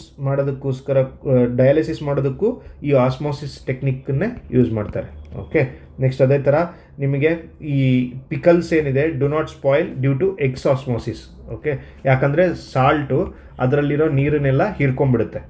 ಓಕೆ, ಈ ಅಪ್ಲಿಕೇಶನ್ಸನ್ನು ಇನ್ನೊಂದು ಸರಿ ನೋಡ್ಕೊಳ್ಳಿ, ಈ ಅಪ್ಲಿಕೇಶನ್ಸನ್ನು ಕೇಳೋ ಚಾನ್ಸ್ ಇರುತ್ತೆ. ರಿವರ್ಸ್ ಆಸ್ಮೋಸಿಸ್ಸು ವಾಟರ್ ಪ್ಯೂರಿಫಿಕೇಷನಲ್ಲಿ ಯೂಸ್ ಮಾಡ್ತಾರೆ. ನೆಕ್ಸ್ಟ್ ಅದೇ ಥರ ಕಿಡ್ನಿ ಡಯಾಲಿಸಿಸಲ್ಲಿ ಕೂಡ ಈ ಆಸ್ಮೋಸಿಸ್ ಟೆಕ್ನಿಕ್ಕನ್ನು ಯೂಸ್ ಮಾಡ್ತಾರೆ. ಉಪ್ಪಿನಕಾಯಿನ ಕೆಡದೇ ಇರೋ ಥರ ನೀವು ಉಪ್ಪು ಹಾಕಿ ಪ್ರಿಸರ್ವ್ ಮಾಡ್ತಾರಲ್ಲ, ಅವಾಗ ಉಪ್ಪು ಏನು ಮಾಡುತ್ತೆ ಅಂದರೆ ಇದರಲ್ಲಿರೋ ವಾಟರ್ನೆಲ್ಲ ಎಕ್ಸ್ಟ್ರಾಕ್ಟ್ ಮಾಡಿ ಅದನ್ನು ಪ್ರಿಸರ್ವೇಷನ್ಗೆ ಹೆಲ್ಪ್ ಮಾಡುತ್ತೆ. ಓಕೆ, ಇಷ್ಟು end osmosis and X osmosis ಮುಗೀತು. ಅದಾದಮೇಲೆ ನಮಗೆ ಸೈಟೋಪ್ಲಾಸಮ್ ಅಂತ ನಾನು ಹೇಳಿದ್ದೆ, ಲಿಕ್ವಿಡ್ ಲೈಕ್ ಸ್ಟ್ರಕ್ಚರ್ ಅಂತ. ಈ ಸೈಟೋಪ್ಲಾಸಮ್ ಏನಂದರೆ, it is a gel like substance, 80% ವಾಟರೇ ಇರುತ್ತೆ ಇದರಲ್ಲಿ. It contains enzyme, salts and organelles. Organelles ಅಂದರೆ ನಾನು ಹೇಳಿದೆಲ್ಲ ಮೈಟೋಕಾಂಡ್ರಿಯಾ, ಗಾಲ್ಗಿ ಅಪರೇಟಸ್, ಇದೆಲ್ಲ ಅದರಲ್ಲಿ ಇದರಲ್ಲಿ ಆ ನೀರಿನಂಥ ಒಂದು ಸಬ್ಸ್ಟೆನ್ಸಲ್ಲೇ ಒಂಥರ ತೇಲಾಡ್ತಾ ಇರುತ್ತೆ. Okay, it is a site of glycolysis. Okay, site of glycolysis. Glycolysis ಏನು ಅಂತ ಇದನ್ನು ಮುಂದೆ ನಮಗೆ ಟರ್ಮ್ ಬರುತ್ತೆ. ಗ್ಲೈಕೋಲೈಸಿಸನ್ನು ನಿಮಗೆ ಎಕ್ಸ್ಪ್ಲೈನ್ ಮಾಡ್ತೀನಿ ಡೈಜೆಷನ್ ಚಾಪ್ಟರಲ್ಲಿ, ನಿಮಗೆ ಡೀಟೇಲಾಗಿ ಬರುತ್ತೆ ಈ ಗ್ಲೈಕೋಲೈಸಿಸ್ ಬಗ್ಗೆ. ಓಕೆ, ನೆಕ್ಸ್ಟ್ ಅದೇ ಥರ ನಾವು ಈ ಎಲ್ಲ ಆರ್ಗನಲ್ಸ್ದು ವರ್ಕ್ನ ತಿಳ್ಕೊಬೇಕು ನಾವು. ಸೊ ಅದಕ್ಕೋಸ್ಕರ ನಿಮ್ಗೆ ಇಲ್ಲಿಂದ ತುಂಬ ಇಂಪಾರ್ಟೆಂಟ್ ಇದು. ಎಂಡೋಪ್ಲಾಸ್ಮಿಕ್ ರೆಟಿಕ್ಯುಲಮ್ಗೆ ಇನ್ನೊಂದು ನಿಕ್ ನೇಮ್ ಏನಂದರೆ ಹೈವೇ ಆರ್ ಟ್ರಾನ್ಸ್ಪೋರ್ಟ್ ಸಿಸ್ಟಮ್ ಅಂತ ಕರೀತಾರೆ ಎಂಡೋಪ್ಲಾಸ್ಮಿಕ್ ರೆಟಿಕ್ಯುಲಮ್ಗೆ. ಈ ಎಂಡೋಪ್ಲಾಸ್ಮಿಕ್ ರೆಟಿಕ್ಯುಲಮಲ್ಲಿ ಎರಡು ಥರ ಇರುತ್ತೆ. ಒಂದು ರಫ್ ಎಂಡೋಪ್ಲಾಸ್ಮಿಕ್ ರೆಟಿಕ್ಯುಲಮ್ ಅಂತ, ಇನ್ನೊಂದು ಸ್ಮೂತ್ ಎಂಡೋಪ್ಲಾಸ್ಮಿಕ್ ರೆಟಿಕ್ಯುಲಮ್ ಅಂತ. ಓಕೆ, ರಫ್ ಎಂಡೋಪ್ಲಾಸ್ಮಿಕ್ ರೆಟಿಕ್ಯುಲಮ್ ಏನಾಗಿರುತ್ತೆ ಅಂದರೆ ಇದು ಎಂಡೋಪ್ಲಾಸ್ಮಿಕ್ ರೆಟಿಕ್ಯುಲಮ್ ಇದೆಯಾ, ಇದ್ರ ಮೇಲೆ ರೈಬೋಸೋಮ್ಸ್ ಎಲ್ಲ ಅಟ್ಯಾಚ್ ಆಗಿರುತ್ತೆ ಈ ಥರ. ಸೊ ಇದೊಂಥರ ಹೆಂಗೆ ಕಾಣುತ್ತೆ ಅಂದರೆ ರಫ್ ಆಗಿ ಕಾಣುತ್ತೆ. ಈ ರೈಬೋಸೋಮ್ಸ್ ಈ ಎಂಡೋಪ್ಲಾಸ್ಮಿಕ್ ರೆಟಿಕ್ಯುಲಮಿಗೆ ಅಟ್ಯಾಚ್ ಆಗಿದ್ದರೆ ಅದನ್ನು ನಾವು ರಫ್ ಅಂತ ಕರಿತೀವಿ, ರಫ್ ER ಅಂತ ಕರಿತೀವಿ. ಅಕಸ್ಮಾತ್ ಏನಾದ್ರು ರೈಬೋಸೋಮ್ಸ್ ಅಟ್ಯಾಚ್ ಆಗಿಲ್ಲ ಅಂದರೆ ಅದನ್ನು ಸ್ಮೂತ್ ಎಂಡೋಪ್ಲಾಸ್ಮಿಕ್ ರೆಟಿಕ್ಯುಲಮ್ ಅಂತ ಕರಿತೀವಿ. ಓಕೆ, ರಫ್ ಎಂಡೋಪ್ಲಾಸ್ಮಿಕ್ ರೆಟಿಕ್ಯುಲಮ್ ಏನು ಮಾಡುತ್ತೆ, ಪ್ರೋಟೀನ್ಗಳನ್ನ ರೆಡಿ ಮಾಡುತ್ತೆ. It synthases protein. Smooth endoplasmic reticulum ಏನು ಮಾಡುತ್ತೆ ಅಂದರೆ ಇದು ಲಿಪಿಡ್ ಮತ್ತು ಸ್ಟಿರಾಯ್ಡನ್ನ ರೆಡಿ ಮಾಡುತ್ತೆ. ಅದ್ರ ಜೊತೆಗೆ ಬಾಡಿನ ಡಿಟಾಕ್ಸಿಫೈ ಮಾಡುತ್ತೆ. ಅಂದರೆ ನಮ್ಮ ಬಾಡಿಲಿರೋಂಥ ಟಾಕ್ಸಿಕ್ ಕಂಟೆಂಟ್ಗಳನ್ನ, ಕಶ್ಮಲಗಳನ್ನೆಲ್ಲನೂ ಎಕ್ಸ್ಟ್ರಾಕ್ಟ್ ಮಾಡಿ ಹೊರಗಡೆ ಹಾಕುತ್ತೆ. Okay, it synthases lipids and steroids and detoxification. Okay, network of delicate standards and vesicles ಅಂತ ಒಂದು ಪಾಯಿಂಟ್ ಮೆನ್ಷನ್ ಮಾಡಿದ್ದಾರೆ. It's okay. Okay, endoplasmic reticulum ಏನು ಮಾಡುತ್ತೆ ಅಂತ ನಿಮ್ಗೆ ಅರ್ಥ ಆಯಿತು ಅಂದ್ಕೋತೀನಿ. ನಿಕ್ ನೇಮ್ ಏನಿದೆ ಟ್ರಾನ್ಸ್ಪೋರ್ಟ್ ಸಿಸ್ಟಮ್ ಅಂತ ಕರೀತಾರೆ. ಇದರಲ್ಲಿ ಎರಡು ಇರುತ್ತೆ, rough endoplasmic reticulum and smooth endoplasmic reticulum ಅಂತ. ರಫ್ ಪ್ರೋಟೀನ್ಗಳನ್ನ ಸಿಂಥಸೈಸ್ ಮಾಡಿದರೆ, ಸ್ಮೂತ್ ಆಗಿರೋದು ಏನು ಮಾಡುತ್ತೆ, ಲಿಪಿಡ್ ಮತ್ತು ಸ್ಟಿರಾಯ್ಡನ್ನು ಮಾಡುತ್ತೆ. ಆಮೇಲೆ ಡಿಟಾಕ್ಸಿಫೈ ಮಾಡುತ್ತೆ ಬಾಡಿನ. ನೆಕ್ಸ್ಟ್ ಇಂಪಾರ್ಟೆಂಟ್ ಆರ್ಗನಲ್ ಯಾವುದು ಅಂದರೆ ಮೈಟೋಕಾಂಡ್ರಿಯಾ. ಇದಕ್ಕೆ powerhouse of the cell ಅಂತ ಕರೀತಾರೆ. ಇದು ಸುಮಾರು ಸಾರಿ ಎಕ್ಸಾಮಲ್ಲಿ ಕೇಳಿದ್ದಾರೆ, which is the powerhouse of cell ಅಂತ. ಸೊ ಇದು powerhouse of the cell ಅಂತ ಕರೀತಾರೆ. ಇನ್ನೊಂದು ತುಂಬ important point with respect to mitochondria, UPSCಲಿ ಕೂಡ 2 ಸಾರಿ ಕ್ವಶನ್ ಕೇಳಿದ್ದಾರೆ ರೀಸೆಂಟ್ 2020 ನಂತರನೇ. ಏನಂದರೆ ಬಾಡಿಯಲ್ಲಿ ನ್ಯೂಕ್ಲಿಯಸ್ ಬಿಟ್ಟು ಇನ್ನೊಂದು ಯಾವುದೋ ಒಂದು ಜಾಗದಲ್ಲಿ ಜೆನೆಟಿಕ್ ಮಟೀರಿಯಲ್ ಇರುತ್ತೆ, ಅದು ಯಾವುದು ಅಂತ ಕೇಳ್ತಾರೆ, ಯಾವುದು ಆರ್ಗನಲ್ ಅಂತ ಕೇಳ್ತಾರೆ. ಸೊ ನಿಮಗೆ DNA ಏನಿದೆ ಅದು ನಿಮಗೆ ಇದರಲ್ಲಿ ಮೈಟೋಕಾಂಡ್ರಿಯಲ್ ಕೂಡ ಇರುತ್ತೆ. Some part of DNA will be there in the mitochondria. So ಅದು ನಿಮಗೆ ಒಂದು ಡಿಸೀಸ್ ಬರುತ್ತೆ, ಆ disease which is related to woman. So ಅಲ್ಲಿ ನಿಮಗೆ ಇದ್ರ ಮೇಲೆ ಕ್ವಶನ್ ಕೇಳಿದ್ದಾರೆ. ಅದು ಯಾವುದು ಏನು ಎಂತ ಡಿಸೀಸ್ ಅಂತ ನಾವು ಮುಂದೆ ಡಿಸೀಸಸ್ ಅಂತಲೇ ಒಂದು ಚಾಪ್ಟರ್ ಮಾಡೋಣ, ಅದರಲ್ಲಿ ನಿಮಗೆ ಇದ್ರ ಬಗ್ಗೆ ಡೀಟೇಲ್ ಆಗಿ ಎಕ್ಸ್ಪ್ಲೇನ್ ಮಾಡ್ತೀನಿ. ಬಟ್ ಇಷ್ಟು ಮಾತ್ರ ನೆನ್ಪಿಟ್ಕೊಳ್ಳಿ, genetic material along with nucleus ಮತ್ತು ಇನ್ನೊಂದು ಯಾವ ಜಾಗದಲ್ಲಿ ಇರುತ್ತೆ ಅಂದರೆ ಮೈಟೋಕಾಂಡ್ರಿಯಾದಲ್ಲಿ ನೆನಪಿರುತ್ತೆ. ಓಕೆ, ಮೈಟೋಕಾಂಡ್ರಿಯಾದಲ್ಲಿ ಇರುತ್ತೆ. Mitochondria which produces ATP, adenosine triphosphate, ಅಂದರೆ ಇಟ್ ಈಸ್ ನಥಿಂಗ್ ಬಟ್ ಎನರ್ಜಿನ ಪ್ರೊಡ್ಯೂಸ್ ಮಾಡುವಂಥ ಆರ್ಗನ್ ಯಾವುದು ಅಂದರೆ ಇದು mitochondria. Okay, it is a site of cellular respiration. ಇದಕ್ಕೆ ಕ್ರಬ್ಸ್ ಸೈಕಲ್ ಅಂತ ಕೂಡ ಕರೀತಾರೆ. ಈ ಥರದ್ದೆಲ್ಲ ಟೆಕ್ನಿಕಲ್ ವರ್ಡ್ಸ್ ಕೂಡ ಕೇಳ್ಬೋದು, ಯಾಕಂದರೆ ಬೇಸಿಕ್ ಸಿಂಪಲ್ 6th 7th ಕ್ಲಾಸಲ್ಲಿ ಇದನ್ನೆಲ್ಲ ಮೆನ್ಷನ್ ಮಾಡಿದ್ದಾರೆ. ಸೊ NCERTಯಲ್ಲಿ. ಆಮೇಲೆ ಈ ಥರ ಏನು ಫೋಲ್ಡ್ ಇರುತ್ತೆ ಈ ಮೈಟೋಕಾಂಡ್ರಿಯಾದಲ್ಲಿ, ಇದಕ್ಕೆ ಕ್ರಿಸ್ಟೆ ಅಂತ ಕರೀತಾರೆ. ಇದ್ರ ಒಳಗಡೆ ಇರೋ ಲಿಕ್ವಿಡಿಗೆ ಮ್ಯಾಟ್ರಿಕ್ಸ್ ಅಂತ ಕರೀತಾರೆ. ಓಕೆ, ಇದರಲ್ಲಿ 2 ಮೆಂಬರ್ ಇರುತ್ತೆ, ಒಂದು ಔಟರ್ ಮೆಂಬ್ರೇನು, ಇನ್ನೊಂದು ಇನ್ನರ್ ಮೆಂಬ್ರೇನ್ ಅಂತ. ಓಕೆ, ಇದು ಅರ್ಥ ಆಯ್ತು ಅನ್ಕೋತೀನಿ. ಔಟರ್ ಮೆಂಬ್ರೇನ್ ನೆನ್ಪಿಟ್ಕೊಳ್ಳಿ, ಇನ್ನರ್ ಮೆಂಬ್ರೇನು. ಇದರಲ್ಲಿರೋ ಲಿಕ್ವಿಡಿಗೆ ಮ್ಯಾಟ್ರಿಕ್ಸ್ ಅಂತ ಕರೀತಾರೆ. ಈ ಕ್ರೆಸೆಂಟ್ ಲೈಕ್ ಸ್ಟ್ರಕ್ಚರ್ಸ್ ಏನಿದೆ ಇದಕ್ಕೆ ಕ್ರಿಸ್ಟೆ ಅಂತ ಕರೀತಾರೆ. ಅದಾದಮೇಲೆ it is a site of cellular respiration, ಅಂದರೆ ಇದಕ್ಕೆ ಕ್ರಬ್ ಸೈಕಲ್ ಅಂತ ಕೂಡ ಕರೀತಾರೆ. ವಿಚ್ ಪ್ರೊಡ್ಯೂಸಸ್ ATP ಅಂದರೆ ಎನರ್ಜಿ ಅಂತ. Okay, it has its own DNA. ಇದು ತುಂಬ ಪಾಯಿಂಟ್ ನಾನು ಆಗಲೇ ಎಕ್ಸ್ಪ್ಲೈನ್ ಮಾಡೋದು ಹೇಳಿದೆ. And ribosomes. Okay, it is discovered by, it is not that much important. It has its own DNA. ಇದು ಪಾಯಿಂಟ್ ನೆನ್ಪಿಟ್ಕೊಳ್ಳಿ. ಓಕೆ, ನೆಕ್ಸ್ಟ್ ಆರ್ಗನಲ್ ಯಾವುದು ಅಂದರೆ ರೈಬೋಸೋಮ್ ನಿಕ್ ನೇಮು. ಇದಕ್ಕೆ ಪ್ರೋಟೀನ್ ಫ್ಯಾಕ್ಟ್ರಿ ಅಂತ ಕರೀತಾರೆ. ಇದಕ್ಕೆ ಸ್ಮಾಲೆಸ್ಟ್ ಆರ್ಗನಲ್ ಇದು. ಆ ಸೆಲ್ಲಲ್ಲಿ, ಜೀವಕೋಶದಲ್ಲೇ ಇರುವಂಥ ಸ್ಮಾಲೆಸ್ಟ್ ಆರ್ಗನಲ್ ಯಾವುದು ಅಂದರೆ ರೈಬೋಸೋಮು. ಇಟ್ ಈಸ್ ನಾನ್ ಮೆಂಬ್ರನಸ್, ಇದ್ರ ಮೇಲೆ ಮೆಂಬ್ರನ್ ಏನೂ ಇರಲ್ಲ. Okay, made of RNA and protein ಮತ್ತು RNAಗಳಿಂದ ಆಗಿರುತ್ತೆ ಇದು ರೈಬೋಸೋಮು. ಓಕೆ, ಇದು ಎಂಡೋಪ್ಲಾಸ್ಮಿಕ್ ರೆಟಿಕ್ಯುಲಮ್ ಮೇಲೆ ಅಟ್ಯಾಚ್ ಆದರೆ ರಫ್ ಎಂಡೋಪ್ಲಾಸ್ಮಿಕ್ ರೆಟಿಕ್ಯುಲಮ್ ಅಂತಾರೆ, ಇಲ್ಲ ಅಂದರೆ ಸ್ಮೂತ್ ಎಂಡೋಪ್ಲಾಸ್ಮಿಕ್ ರೆಟಿಕ್ಯುಲಮ್ ಅಂತಾರೆ. ನೆಕ್ಸ್ಟ್ ಅದೇ ಥರ ನೆಕ್ಸ್ಟ್ ಇಂಪಾರ್ಟೆಂಟ್ ಆರ್ಗನಲ್ಲಿ ಯಾವುದು ಅಂದರೆ ಗಾಲ್ಗಿ ಅಪೊರಟಸ್. ಇದು ಸುಮಾರು ಸಾರಿ ಕ್ವಶನ್ ಕೇಳಿದ್ದಾರೆ. ಟ್ರಾಫಿಕ್ ಪೊಲೀಸ್ ಅಂತ ಯಾವುದಕ್ಕೆ ನಿಕ್ ನೇಮ್ ಇದೆ ಅಂದರೆ ಗಾಲ್ಗಿ ಅಪೊರಟಸ್ಸಿಗೆ. ಇದೇನು ಮಾಡುತ್ತೆ, modifies sorts and package protein. ಇದು ಈ ಪಾಯಿಂಟ್ ತುಂಬ ಇಂಪಾರ್ಟೆಂಟ್ ನಿಮಗೆ. ಏನು ಪ್ರೋಟೀನ್ ಸಿಂಥಸಿಸ್ ನಿಮಗೆ ಎಂಡೋಪ್ಲಾಸ್ಮಿಕ್ ರೆಟಿಕ್ಯುಲಮ್ ಮತ್ತು ರೈಬೋಸೋಮಲ್ಲಿ ಆದಾಗ ಅದನ್ನು ಪ್ಯಾಕೇಜ್ ಮಾಡಿ ನೆಕ್ಸ್ಟ್ ಮುಂದೆ ಪ್ರೊಸೆಸ್ಸಿಗೆ ಕಳಿಸುವಂಥ ಅಪರಟಸ್ ಯಾವುದು ಅಂದರೆ ಗಾಲ್ಗಿ ಅಪರಟಸ್. ಸೊ ಪ್ರೋಟೀನ್ ಪ್ಯಾಕೇಜಿಂಗ್ ಯಾರು ಮಾಡ್ತಾರೆ ಅಂದರೆ ಇದು ಗಾಲ್ಗಿ ಅಪರಟಸ್ ಮಾಡ್ತಾರೆ. ಆಮೇಲೆ ಇದು ಇನ್ನೊಂದು ಪಾಯಿಂಟು ಇಂಪಾರ್ಟೆಂಟ್, ಸಿಸ್ಟರ್ನ್ ಅಂದರೆ ಇದರಲ್ಲಿ ಗಾಲ್ಗಿ ಅಪರಟಸಲ್ಲಿ ನಿಮಗೆ ಒಂಥರ ಸ್ಯಾಕ್ಸ್ ಇರುತ್ತೆ. ಯಾವ ಥರ ಸ್ಯಾಕ್ಸ್ ಅಂದರೆ ಈ ಥರ ಸ್ಯಾಕ್ಸ್ ಇದೆ, ಇಲ್ಲೆಲ್ಲ ಇದೆಯಲ್ಲ, ಇದೆಲ್ಲ ಕಾಣ್ತಿದೆಯಾ ನಿಮಗೆ, ಇದಕ್ಕೆ ಸಿಸ್ಟರ್ನೆ ಅಂತ ಕರೀತಾರೆ.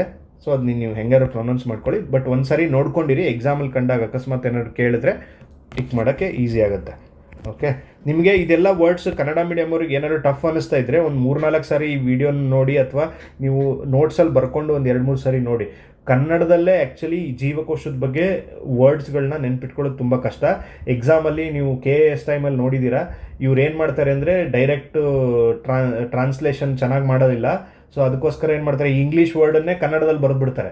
ಈಗ ನಿಮಗೆ ಇಲ್ಲಿ RNAಗೆ ಕನ್ನಡದಲ್ಲೇ ಅಂತ ಒಂದು ಹೆಸರು ಇರಲ್ಲ, ಇವ್ರು ಏನು ಮಾಡ್ತಾರೆ RNA ಅಂತ ಕನ್ನಡದಲ್ಲಿ ಬರೀತಾರೆ ಅಷ್ಟೇ. ಅದೇ ಥರ ಇವ್ರಿಗೇನಾದ್ರು ವರ್ಡ್ ಗೊತ್ತಾಗಿಲ್ಲ ಅಂದರೆ ರೈಬೋಸೋಮ್ ಅಂತಲೇ ಕನ್ನಡದಲ್ಲಿ ಬರೀತಾರೆ ಅವರು. ಸೊ ಅದಕ್ಕೋಸ್ಕರನೇ ಇಂಗ್ಲೀಷಲ್ಲಿ ಮಾಡ್ತಾ ಇದ್ದೀವಿ ಈ ಕಂಟೆಂಟನ್ನು. ಸೊ ನೀವು ಒಂದು 2-3 ಸಾರಿ ನೋಡಿ, ನಿಮ್ಗೆ ನೆನಪು ಉಳಿಯುತ್ತೆ. ಓಕೆ, ಇಲ್ಲ ಏನೋ ಪ್ರಾಬ್ಲಮ್ ಇದ್ರೂ ಹೇಳಿ, we will solve that. Okay, next ನಮ್ಮದು ಇಂಪಾರ್ಟೆಂಟ್ ಆರ್ಗನಲ್ಲಿ ಯಾವುದು ಅಂದರೆ ಲೈಸೋಸೋಮ್ಸ್. ಇದು ಕೂಡ ತುಂಬ ಇಂಪಾರ್ಟೆಂಟ್, ಸುಮಾರು ಸಾರಿ ಕೇಳಿದ್ದಾರೆ. ಸೂಸೈಡ್ ಬ್ಯಾಗ್ಸ್ ಅಂತ ಕರೀತಾರೆ ಇದಕ್ಕೆ, ಸೂಸೈಡ್ ಬ್ಯಾಗ್ಸ್ ಅಂತ. ಯಾಕಂತಂದರೆ ಇದೇನು ಮಾಡುತ್ತೆ, ಇದು ವೇಸ್ಟನ್ನು ಮತ್ತು ಬ್ಯಾಕ್ಟೀರಿಯಾ ಈ ಥರದ್ದು ಏನು ಓಲ್ಡ್ ಆರ್ಗನಲ್ಸ್ ಇರುತ್ತೆ ಇದನ್ನೆಲ್ಲ ಸಾಯ್ ಹೊಡೆದು ಇದನ್ನು ಹೊರಗಡೆ ಹಾಕುತ್ತೆ ಬಾಡಿಯಿಂದ. ಓಕೆ, ಯಾವುದು lysosome. So lysosomes are important. So ಇದನ್ನು ಸೂಸೈಡ್ ಬ್ಯಾಗ್ ಅಂತ ಕರೀತಾರೆ. It contains hydrolytic enzymes. ಇದು ಡೈಜೆಸ್ಟೆಡ್ ವೇಸ್ಟನ್ನು ಮತ್ತು ಬ್ಯಾಕ್ಟೀರಿಯಾ ಮತ್ತು ಓಲ್ಡ್ ಇದನ್ನೆಲ್ಲ ಹೊರಗಡೆ ಹಾಕುತ್ತೆ. ನೆಕ್ಸ್ಟ್ ಅದೇ ಥರ ವಾಕ್ಯೂಲ್ಸ್, ಇದಕ್ಕೆ ಸ್ಟೋರೇಜ್ ಹೌಸ್ ಅಂತ ಕರೀತಾರೆ. ನಾವು ಇದನ್ನು ಪ್ಲಾಂಟ್ಸ್ ಎಲ್ಲ ನೋಡಿದ್ವಿ. ಸೊ ಈ ವಾಕ್ಯೂಲ್ ಸರೌಂಡೆಡ್ ಬೈ ಮೆಮ್ಬ್ರೈನ್ ಕಾಲ್ಡ್ ಟೊನೋಪ್ಲಾಸ್ಟ್ ಅಂತ. ನೆಕ್ಸ್ಟು ಅದೇ ಥರ it stores water, sap and nutrients. ಈ ವಾಕ್ಯೂಲ್ ಬಗ್ಗೆ ನೋಡಿದ್ವಿ ಪ್ಲಾಂಟ್ಸಲ್ಲಿ ಡಿಸ್ಕಸ್ ಮಾಡಬೇಕಾದ್ರೆ. ಸೊ ಅದನ್ನೆಲ್ಲ ಸ್ಟೋರ್ ಮಾಡುತ್ತೆ. ಇನ್ನೊಂದು ಪ್ಲಾಸ್ಟಿಡ್ಸ್ ಅಂತ, ಇದು ಕೂಡ ಪ್ಲಾಂಟ್ಸಲ್ಲಿ ಮಾತ್ರ ಇರುತ್ತೆ. ಪ್ಲಾಸ್ಟಿಡ್ಸು ಈ ಪ್ಲಾಂಟ್ಸಲ್ಲಿ ಮಾತ್ರ ಇರುತ್ತೆ, ಓನ್ಲಿ ಇನ್ ಪ್ಲಾಂಟ್ಸ್. ಓಕೆ, ಈ ಟೈಪ್ಸ್ ಆಫ್ ಪ್ಲಾಸ್ಟಿಡ್ಸ್ ಯಾವುದಂದರೆ ಕ್ಲೋರೋಪ್ಲಾಸ್ಟ್. ಇದು ಕೂಡ ಒಂದು ಟೈಪು, ಇದು ಗ್ರೀನ್ ಕಲರ್ ಇರುತ್ತೆ. ಇದೇನು, ಇಟ್ ಕಂಟೈನ್ಸ್ ಕ್ಲೋರೋಫಿಲ್. ಇದು ಯಾವುದಕ್ಕೆ ಯೂಸ್ ಮಾಡ್ತಾರೆ ಅಂದರೆ ಫೋಟೋಸಿಂಥಸಿಸ್ಗೆ ಈ ಕ್ಲೋರೋಪ್ಲಾಸ್ಟ್ ಯೂಸ್ ಆಗುತ್ತೆ. ಇದು ಗ್ರೀನ್ ಕಲರ್ ಇರುತ್ತೆ. ಸೊ ಎಲೆಗಳೆಲ್ಲ ಗ್ರೀನ್ ಕಲರ್ ಇರೋದಕ್ಕೆ ಕಾರಣ ಏನಂದರೆ ಕ್ಲೋರೋಪ್ಲಾಸ್ಟ್. ಸೊ ಅದು ಫೋಟೋಸಿಂಥಸಿಸ್ಗೆ ಅಂದರೆ ದ್ಯುತಿಸಂಶ್ಲೇಷಣ ಕ್ರಿಯೆಗೆ ಯೂಸ್ ಆಗುತ್ತೆ. ಅದೇ ಥರ ಈ ಪ್ಲಾಸ್ಟಿಡ್ಸದ್ದು ಒಂದು ಇದನ್ನು ಕೊಟ್ಟಿದ್ದಾರೆ ಇಲ್ಲಿ ಏನಂದರೆ ಡಬಲ್ ಮೆಂಬ್ರೇನ್ ಇರುತ್ತೆ. ಇಲ್ಲಿ ಥೈಲಕಾಯ್ಡ್ಸ್ ಅಂತ ಸ್ಟ್ರಕ್ಚರ್ಸ್ ಇದೆ, ಥೈಲಕಾಯ್ಡ್ಸ್ ಅಂತ ಕರೀತಾರೆ. ಇಲ್ಲಿದೆ ನೋಡಿ, ಥೈಲಕಾಯ್ಡ್ಸ್ ಅಂತಾರೆ ಇದಕ್ಕೆ, ಸ್ಟ್ಯಾಕ್ಡ್ ಇಂಟು ಗ್ರಾನಾ ಅಂತ. ಸೊ ಇದು ಸ್ಟ್ರೋಮಾ ಅಂತ ಇದರಲ್ಲಿ ಒಂದು ಸ್ಟ್ರಕ್ಚರ್ ಇರುತ್ತೆ. ಈ ಸ್ಟ್ರೋಮಾದಲ್ಲಿ ಏನಾಗುತ್ತೆ ಅಂದರೆ ನಿಮಗೆ ಗ್ಲೂಕೋಸ್ ಕನ್ವರ್ಷನ್ ಆಗುತ್ತೆ. ಗ್ಲೂಕೋಸ್ ನಿಮಗೆ ದ್ಯುತಿಸಂಶ್ಲೇಷಣೆ ಕ್ರಿಯೆ ಗೊತ್ತಿರ್ಬೋದು. ದ್ಯುತಿಸಂಶ್ಲೇಷಣೆ ಕ್ರಿಯೆಯಲ್ಲಿ ಏನಾಗುತ್ತೆ, ನಿಮಗೆ ಇಲ್ಲಿದೆ ನೋಡಿ, ಲೈಟ್ ರಿಯಾಕ್ಷನ್. ಫೋಟೋಸಿಂಥಸಿಸ್ ಪ್ರೊಸೆಸ್ ಹೆಂಗಾಗುತ್ತೆ, ಲೈಟ್ ರಿಯಾಕ್ಷನ್ ಅಂದರೆ ಸೂರ್ಯನಿಂದ ಬೆಳಕನ್ನು ಎಬ್ಸಾರ್ಬ್ ಮಾಡಿಕೊಂಡು ಇದು ಗ್ರಾನಾದಲ್ಲಾಗುತ್ತೆ. ಅಂದರೆ ಇಲ್ಲಾಗುತ್ತೆ, ಇಲ್ಲಿ ಇದೇನು ಮಾಡುತ್ತೆ, ಸೂರ್ಯನಿಂದ ಬೆಳಕನ್ನು ಹೀರ್ಕೊಂಡು ಈ ಪ್ಲಾಂಟಲ್ಲಿರೋ ವಾಟರ್ ಮತ್ತು ಎನರ್ಜಿನ ಯೂಸ್ ಮಾಡಿಕೊಂಡು ಏನು ಮಾಡುತ್ತೆ, ಎನರ್ಜಿ ಪ್ರೊಡ್ಯೂಸ್ ಮಾಡುತ್ತೆ. ATP, it produces ATP or NADPH ಅಂತ ಕರೀತಾರೆ. ಇದಕ್ಕೆ NADPH ಅಂತ ಕರೀತಾರೆ. ಸೊ ಇದನ್ನ ಪ್ರೊಡ್ಯೂಸ್ ಮಾಡಿ ಇದೇನು ಮಾಡುತ್ತೆ, ಲೈಟ್ ಇದ್ದಾಗ ಇದನ್ನು ಮಾಡುತ್ತೆ. ನೆಕ್ಸ್ಟ್ ಡಾರ್ಕ್ ರಿಯಾಕ್ಷನ್ ಅಂದರೆ ನೈಟಲ್ಲಿ ಇದು ಡೇ ಅಲ್ಲಿ ಏನು ಮಾಡುತ್ತೆ, ಸೂರ್ಯನಿಂದ ಬೆಳಕನ್ನು ಹೀರ್ಕೊಂಡು ಇದು ATP ಆಗಿ ಕನ್ವರ್ಟ್ ಮಾಡುತ್ತೆ. ನೈಟಲ್ಲಿ ಇದರಲ್ಲಿ ಸ್ಟ್ರೋಮಾ ಅಂತ ಏನಿರುತ್ತೆ ಅದು ಗ್ಲೂಕೋಸ್ ಆಗಿ ಕನ್ವರ್ಟ್ ಮಾಡುತ್ತೆ ಇದನ್ನು. ಓಕೆ, ನೆಕ್ಸ್ಟು ಈ ಪಾಯಿಂಟ್ ನೆನ್ಪಿಟ್ಕೊಳ್ಳಿ.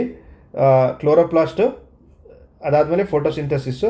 ಕ್ರೋಮೋಪ್ಲಾಸ್ಟ್ ಅಂತ ಒಂದಿರುತ್ತೆ, ಅದು ಫ್ಲವರ್ ಮತ್ತು ಫ್ರೂಟ್ಸಲ್ಲಿರುತ್ತೆ. ಇದು ಕಲರ್ ಕೊಡುತ್ತೆ. ಅದೇ ಥರ ಲ್ಯೂಕೋಪ್ಲಾಸ್ಟ್ ಅಂತ ಇರುತ್ತೆ, ಇದು ಕಲರ್ಲೆಸ್ ಇರುತ್ತೆ. ಏನು ಸ್ಟೋರೇಜಿಗೆ ಯೂಸ್ ಆಗುತ್ತೆ. ಇದು ಸ್ಟಾರ್ಚ್ ಮತ್ತು ಆಯಿಲ್ಸ್ ಎಲ್ಲ ಸ್ಟೋರೇಜ್ ಇದೆ ಇದರಲ್ಲಾಗುತ್ತೆ. So kitchen of the cell ಅಂತ ಕರೀತಾರೆ ಈ ಪ್ಲಾಸ್ಟಿಡ್ಸಿಗೆ.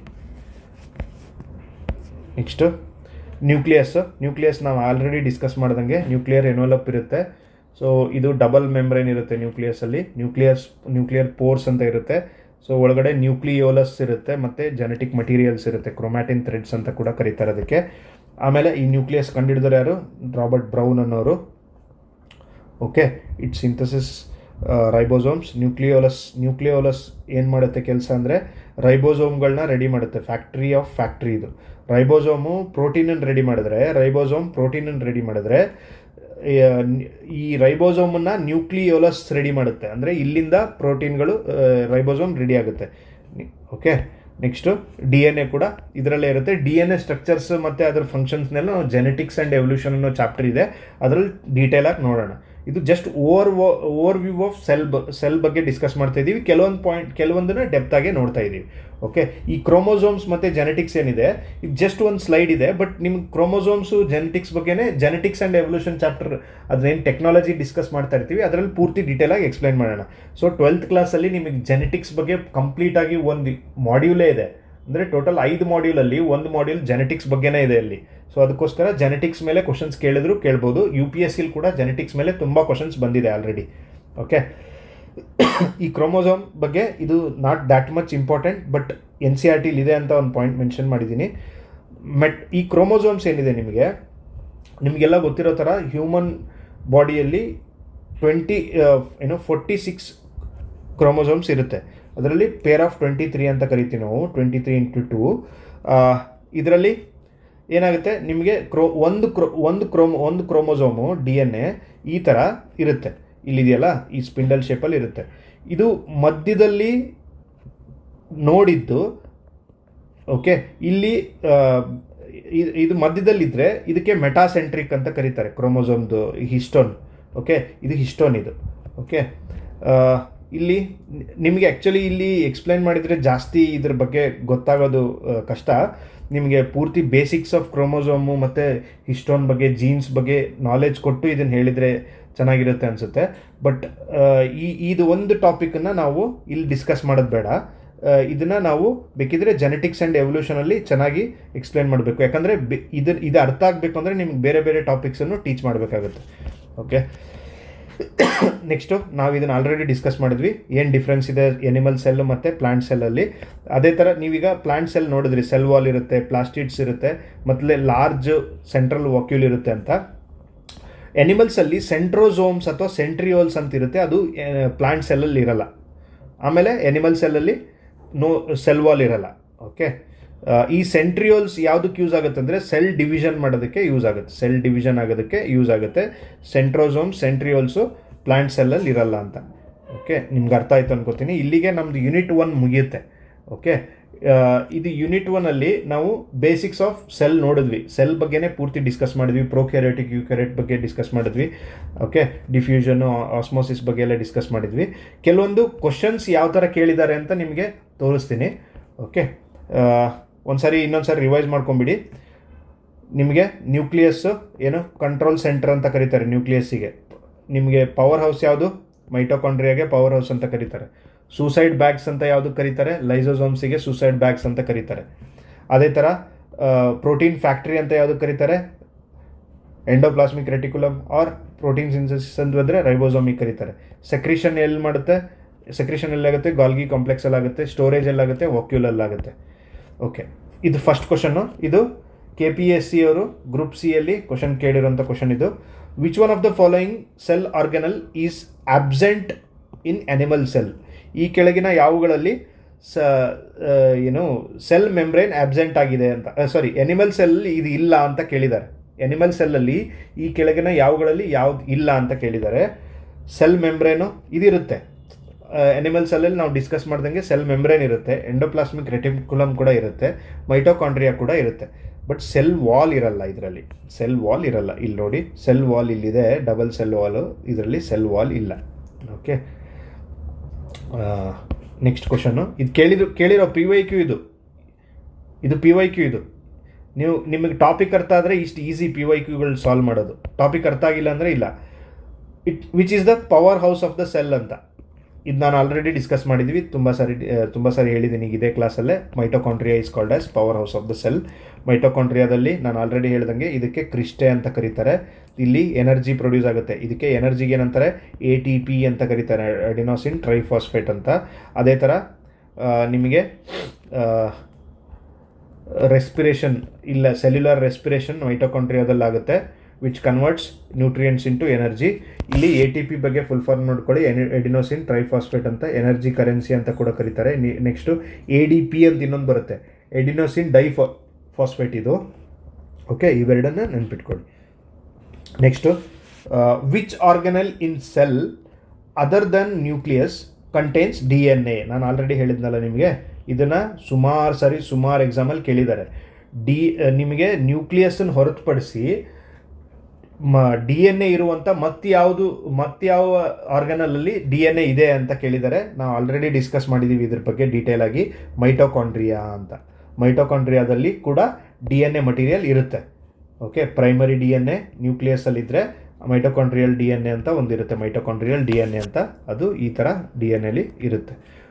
While the nucleus is regulatory centre of the cell, mitochondria possesses their own independent genetic material. This allows them to self-replicate and produce specific proteins needed for ATP synthesis ಅಂತ.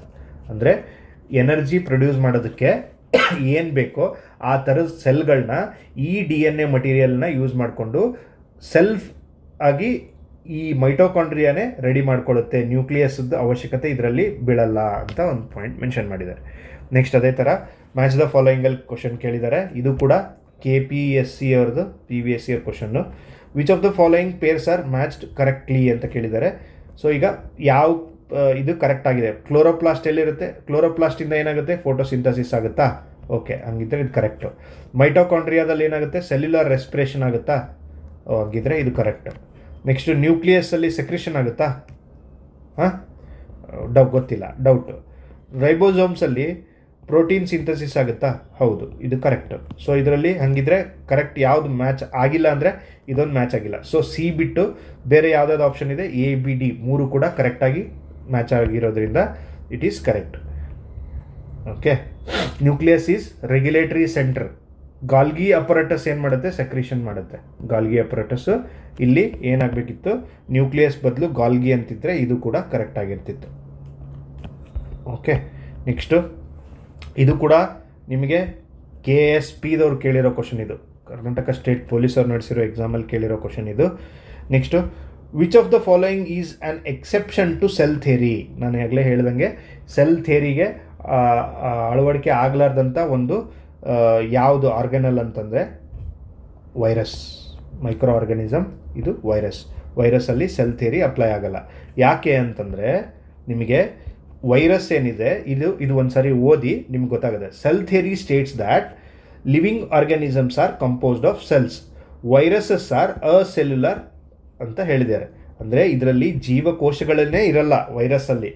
They lack internal organelles and protoplasm requiring to host cell replicate. Okay, ಇದರಲ್ಲಿ ಈ ಥರ ಸೆಲ್ಲೇ ಇರಲ್ಲ. ಸೆಲ್ಲಲ್ಲಿರೋ ಆರ್ಗ್ಯಾನಲ್ಸ್ ಏನಿದೆ, mitochondria ಅದು ಇದು ಎಲ್ಲ ಇದೇನೂ ಇರಲ್ಲ. ಇದೇನು ಮಾಡುತ್ತೆ?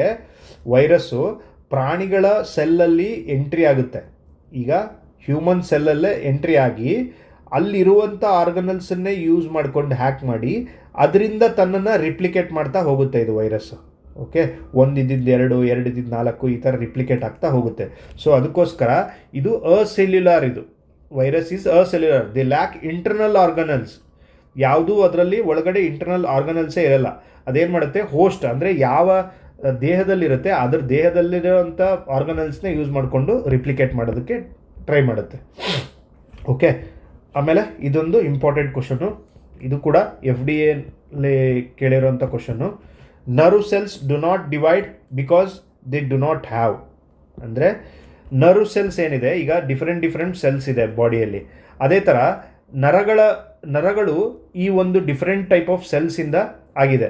ಆ ಸೆಲ್ಸ್ ಯಾವ ಥರ ಕಾಣುತ್ತೆ ಅಂದರೆ ಈ ಥರ ಸೆಲ್ಸ್ ಇರುತ್ತೆ. ಅದು ಈ ಸೆಲ್ಸು ಡಿವೈಡ್ ಆಗಲ್ಲ. ಇದು ಈ ಥರ 1 ಇದ್ದು 2, 2 ಇದ್ದು 4 ಡಿವೈಡ್ ಆಗಲ್ಲ. ಯಾಕೆ ಅಂತ ಕ್ವಶನ್ ಕೇಳಿದ್ದಾರೆ. ಯಾಕೆ ಅಂತಂದರೆ ಇದರಲ್ಲಿ ಸೆಂಟ್ರೋಸೋಮ್ ಇರಲ್ಲ ಅಂತ. ಈ ಸೆಲ್ಸಲ್ಲಿ ಸೆಂಟ್ರೋಸೋಮ್ ಇರಲ್ಲ. ಸೆಂಟ್ರೋಸೋಮ್ ಯಾಕೆ ಬೇಕು ಅಂದರೆ centrosomes are essential for spindle formation during cell division. ಅಂದರೆ ಈ ಸೆಲ್ಗಳಿಂದ ಒಂದು ಹಿಂಗೆ ಸ್ಪಿಂಡಲ್ ಫಾರ್ಮೇಷನ್ ಆಗುತ್ತೆ. ಈ ಸ್ಪಿಂಡಲ್ ಫಾರ್ಮೇಷನ್ ಆಗ್ತಾ ಆಗ್ತಾ ಆಗ್ತಾ ಏನಾಗುತ್ತೆ ಅಂದರೆ ಹಿಂಗೆ ಕಟ್ ಆಗುತ್ತೆ, ಅದು ಹಿಂಗೆ ಕಟ್ ಆಗ್ತಾ ಹೋಗುತ್ತೆ. ಹೆಂಗೆ ಅಂದರೆ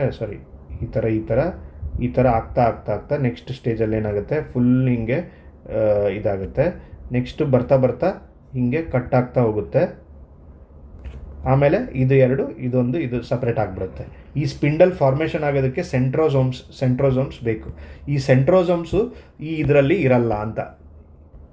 ಓಕೆ, ಅದಕ್ಕೋಸ್ಕರ ಈ nerve cells do not divide because they do not have ಸೆಂಟ್ರೋಸೋಮ್ಸ್.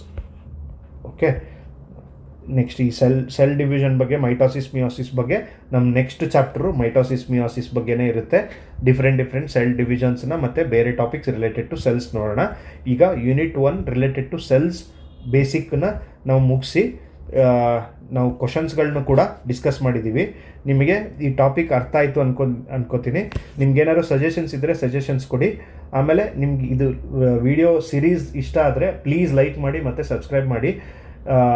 ಯಾಕೆ ಅಂದರೆ ಈ ವಿಡಿಯೋ ನೀವು ಲೈಕ್ ಮಾಡಿದ್ರೆ ಅಥವಾ ನಮಗೆ ನೀನು ಪಾಸಿಟಿವ್ ಕಮೆಂಟ್ ಅಥವಾ ಏನಿದೆಯೋ ಅದು ಕಮೆಂಟ್ ಕೊಟ್ಟರೆ ಇಂಪ್ರೂವ್ ಮಾಡ್ಕೊಳ್ಳೋದಕ್ಕೆ ಮತ್ತು ಹೊಸ ಕೋರ್ಸ್ಗಳನ್ನ ಹೊಸ ಪಾಯಿಂಟ್ಗಳನ್ನ ನಿಮ್ಗೆ ಕೊಡೋದಕ್ಕೂ ನಮಗೂ ಈಸಿ ಆಗುತ್ತೆ. Okay, thank you.